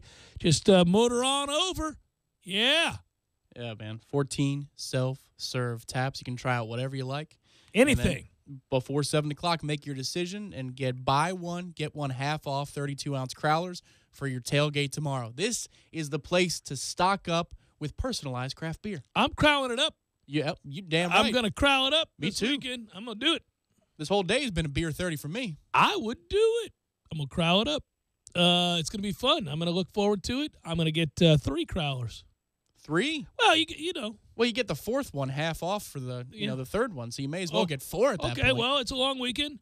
I mean, not really. It's not like an extra long weekend. It's a normal weekend, but weekends are 48 hours. The good thing is you clear your, obligations tomorrow by about 3:30, so then you have all of Saturday. And you better have some crowlers waiting on you. Enjoy your crowlers. Right? You're having a bloody in the morning anyway, I would think. I mean, we're doing the pregame show in the morning, so I don't know what we're doing, but later, maybe right I'm after talking it's over. about 11:05, a little Bloody Mary action. Yeah. Oh, I like a Bloody Mary. You don't ever get a little problem with indigestion with the Bloody Mary? No, I do with a lot of apple juice or too much orange juice, or if you get the fresh fruit, a little fruit salad. Yeah. I eat too much of that. I do get a little acid indigestion I get it going on. sometimes with the Bloody Mary. Really? It's a tragedy because I love them. Oh man. No, I like them. No, it doesn't keep me from having one. But I can't double down. This is a message out to the kids out there too, who are of age but they're still in undergrad. If you haven't accepted the Bloody Mary, you're going to as your savior. At some point. Mother Mary. Boy, that's Sister Elizabeth. You will. And I wasn't on Team Bloody Mary until about 3 or 4 years ago, but now I can't imagine. I was just always a mimosa guy, a little champagne, a little OJ. There's nothing wrong with that. No, it's good. It's but the Bloody effervescent, Mary, but it's not. There's, you get the extra Tabasco or. Oh, what was wrong with your Bloody Mary? I wasn't big on tomato juice, I just discovered the tomato juice a little bit later on. Okay. And unlike you, I enjoy celery. So, you get the celery stalks in there? No, I can put celery in my Bloody Marys. I just don't eat the celery. I use it as a stir, but I don't eat But it takes on the flavor of the Bloody Mary. It takes on the garbage when I'm done drinking it. And the vodka of the Bloody Mary. Yeah, that's where that goes right there. I'm not having it. But, I could put some other kind of vegetable in my Bloody Mary. I'd be all right with that. Not an olive, though. That's not a vegetable, is it? Forgive my ignorance. What is an olive? I believe that's a vegetable. It's got to be a vegetable. You're not big on olives, huh? Oh, I hate them with a passion. Like, they anger me a little bit. I don't like green olives, but no, that's what's always in the Bloody Mary. Of They course, don't put black olives in there. No, I don't know why I didn't know an olive was a vegetable. It has to be a vegetable. I would think it has to be. I've come around on the black olives though. The Kalamata olives. I haven't. Oh, those are quite tasty. Put them in a pasta dish. Yeah, I could do without all the time. Well, okay, where do you stand on a pickle? By the way, there is a debate. I looked it up while we were standing here. I had a suspicion there was a debate. I knew this. It's a debate as to whether or not an olive is a vegetable or fruit. That's what I meant, by the way. I wasn't sure if it was a fruit. Right. You know how like tomatoes a fruit technically? Yeah, exactly, yeah. Well, I remember I had read somewhere that there was a legitimate debate on whether or not is an olive a fruit. If you ask a botanist, the reply would be yes. An olive, just like a plum or a cherry, is a fruit. The olive is small, blah, blah, blah, blah, blah, blah, blah. Olives are classified as fruit because they're formed from the ovary of the olive flower and they're seed-bearing structures. So that's what they are. That's what they got. In culinary terms, however, olives are like those other fruit, tomatoes, and they're treated more as a vegetable. Okay. So they're not vegetables. In theory, they are fruits. In practice, they are vegetables. In practice, they are vegetables, but they are, I don't think in theory, they are fruits. Well, yeah. But they're used as vegetables. Okay. Very precise there, and there is no semantic way out of that, so I concede. Where do you stand on a pickle? Do you like a side of pickle or pickle on a burger or well, not for you anymore, but a chicken sandwich? Yeah. It won't ruin it for me. I can have one. If you're asking me when I go through the Chick-fil-A and order a chicken sandwich, do I get it with or without pickle? The answer is without. Really? But if they forget and put it on there, it's not the end of the world. I'll be all it's right. not like too much mayo. No, or I'm something not like no. Well, there's a Chipotle flavored pickle that you can put. Oh, now that I would like to the Bloody Mary. Okay. It changes the entire because at the end you just had the Bloody Mary and that's delicious, but now you get your treat. It's a reward. It's like a little treat. Yeah. I highly recommend this. This will elevate your Bloody Tom's Mary not fooling game. around here. He's saying all in on this. Bleeping around. Yeah. Okay. Vlasic, Vlasic brand Chipotle pickles. Do you like a regular dill pickle? Yeah. Do you? Yeah. What about sweet pickles? Sweet relish, I can do. Yeah, I like sweet pickles. Sweet relish. I like bread and butter chips too. Sure, they're fine with those. Yeah. What about fried pickles? You like fried pickles? Oh hell yeah! We're running the game on the pickle talk here right now, buddy. Yeah. That's what I'm doing. Get them at the corner pocket upstairs. Strangest food item you like that would shock me. Now, I know you're a weird food guy because you got texture issues. A lot of people do. It doesn't make you strange in that regard. But Tom's weird even amongst those that have texture issues and that they don't. The rules don't apply. Like they're not across the board. Like he hates cheese, but he loves pizza as perhaps his favorite food of all time. Yeah. And all pizza is bread with cheese. Yeah, there's no doubt. So it's bizarre. Well, I think olives would probably be up there. I think that would shock you a little bit. I'm surprised that you.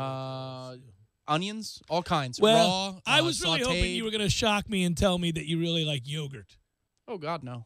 Yogurt's some of my favorite food in the world, and I know that if you have texture issues, you can't do yogurt, and you do, and that's why I said it would be shocking if you're like, well, Jeff, I love a good yo play. What surprised my family is I can have raw tomatoes. That's fine. I could eat grape tomatoes and just eat them. But texture doesn't bother you there?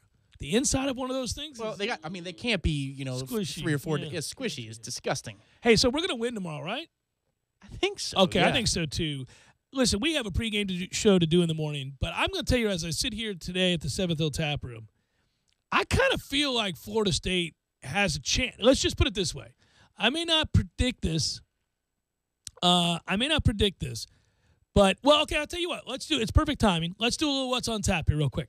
Ready for a cold one? Yes. Proof Brewing Company in Railroad Square Art Park presents What's on Tap.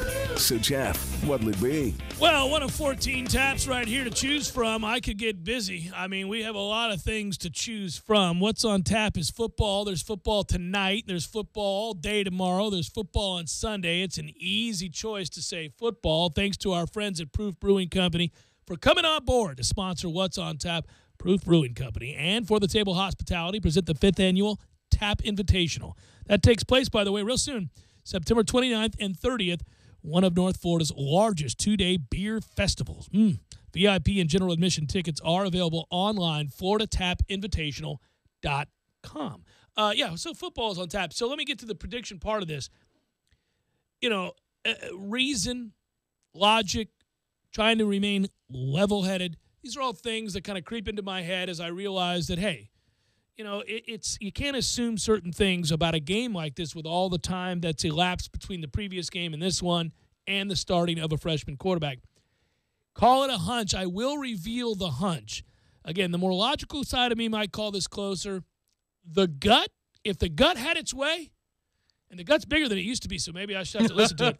Well, if the gut had its way, Tom, the gut would tell you Florida State's going to beat that ass, that this is not going to be close, that Florida State's going to win 34-7, 37-10, 37-10, something like that. Yeah, if the gut were having its way, that's what I'm calling. The funny thing is when I was a kid, I could see the box score when I was trying to, in my mind, Right, play the game out. right. Now I see the bottom line on ESPN and how that appears. Yeah, it just goes scrolling across. 37-10 wouldn't shock me. Doesn't stun you, does it? No, but at the same time, here are the things I'm looking for from James Blackman. How calm are his feet in the pocket? What kind of awareness does he have for a backside rush or pressure up the middle or the right side, whatever it is? How calm is he to step forward, move to his right, move to his left?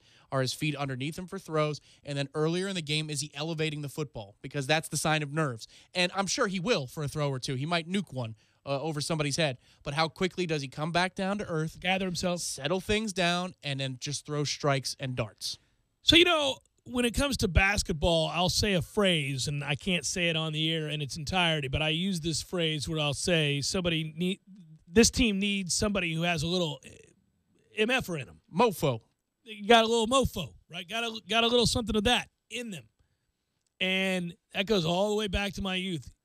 Tough guys that in the moment didn't worry them. It was about the competition. There was a little something extra they brought to the table, moxie, if you will, to put it more politely, chutzpah. But when you're talking about a nastiness and a toughness and a need to kind of dominate, that's the mofo. The way these kids describe who this kid is and the way that he spoke to this team before ever having suited up tells me he may have a little something. Yeah, you just hope it's genuine, something. Right. Yeah. That's important. False bravado does exist. Or when things go bad, then he's the I'm going to bail on you, something, because it's always about me. Mm-hmm.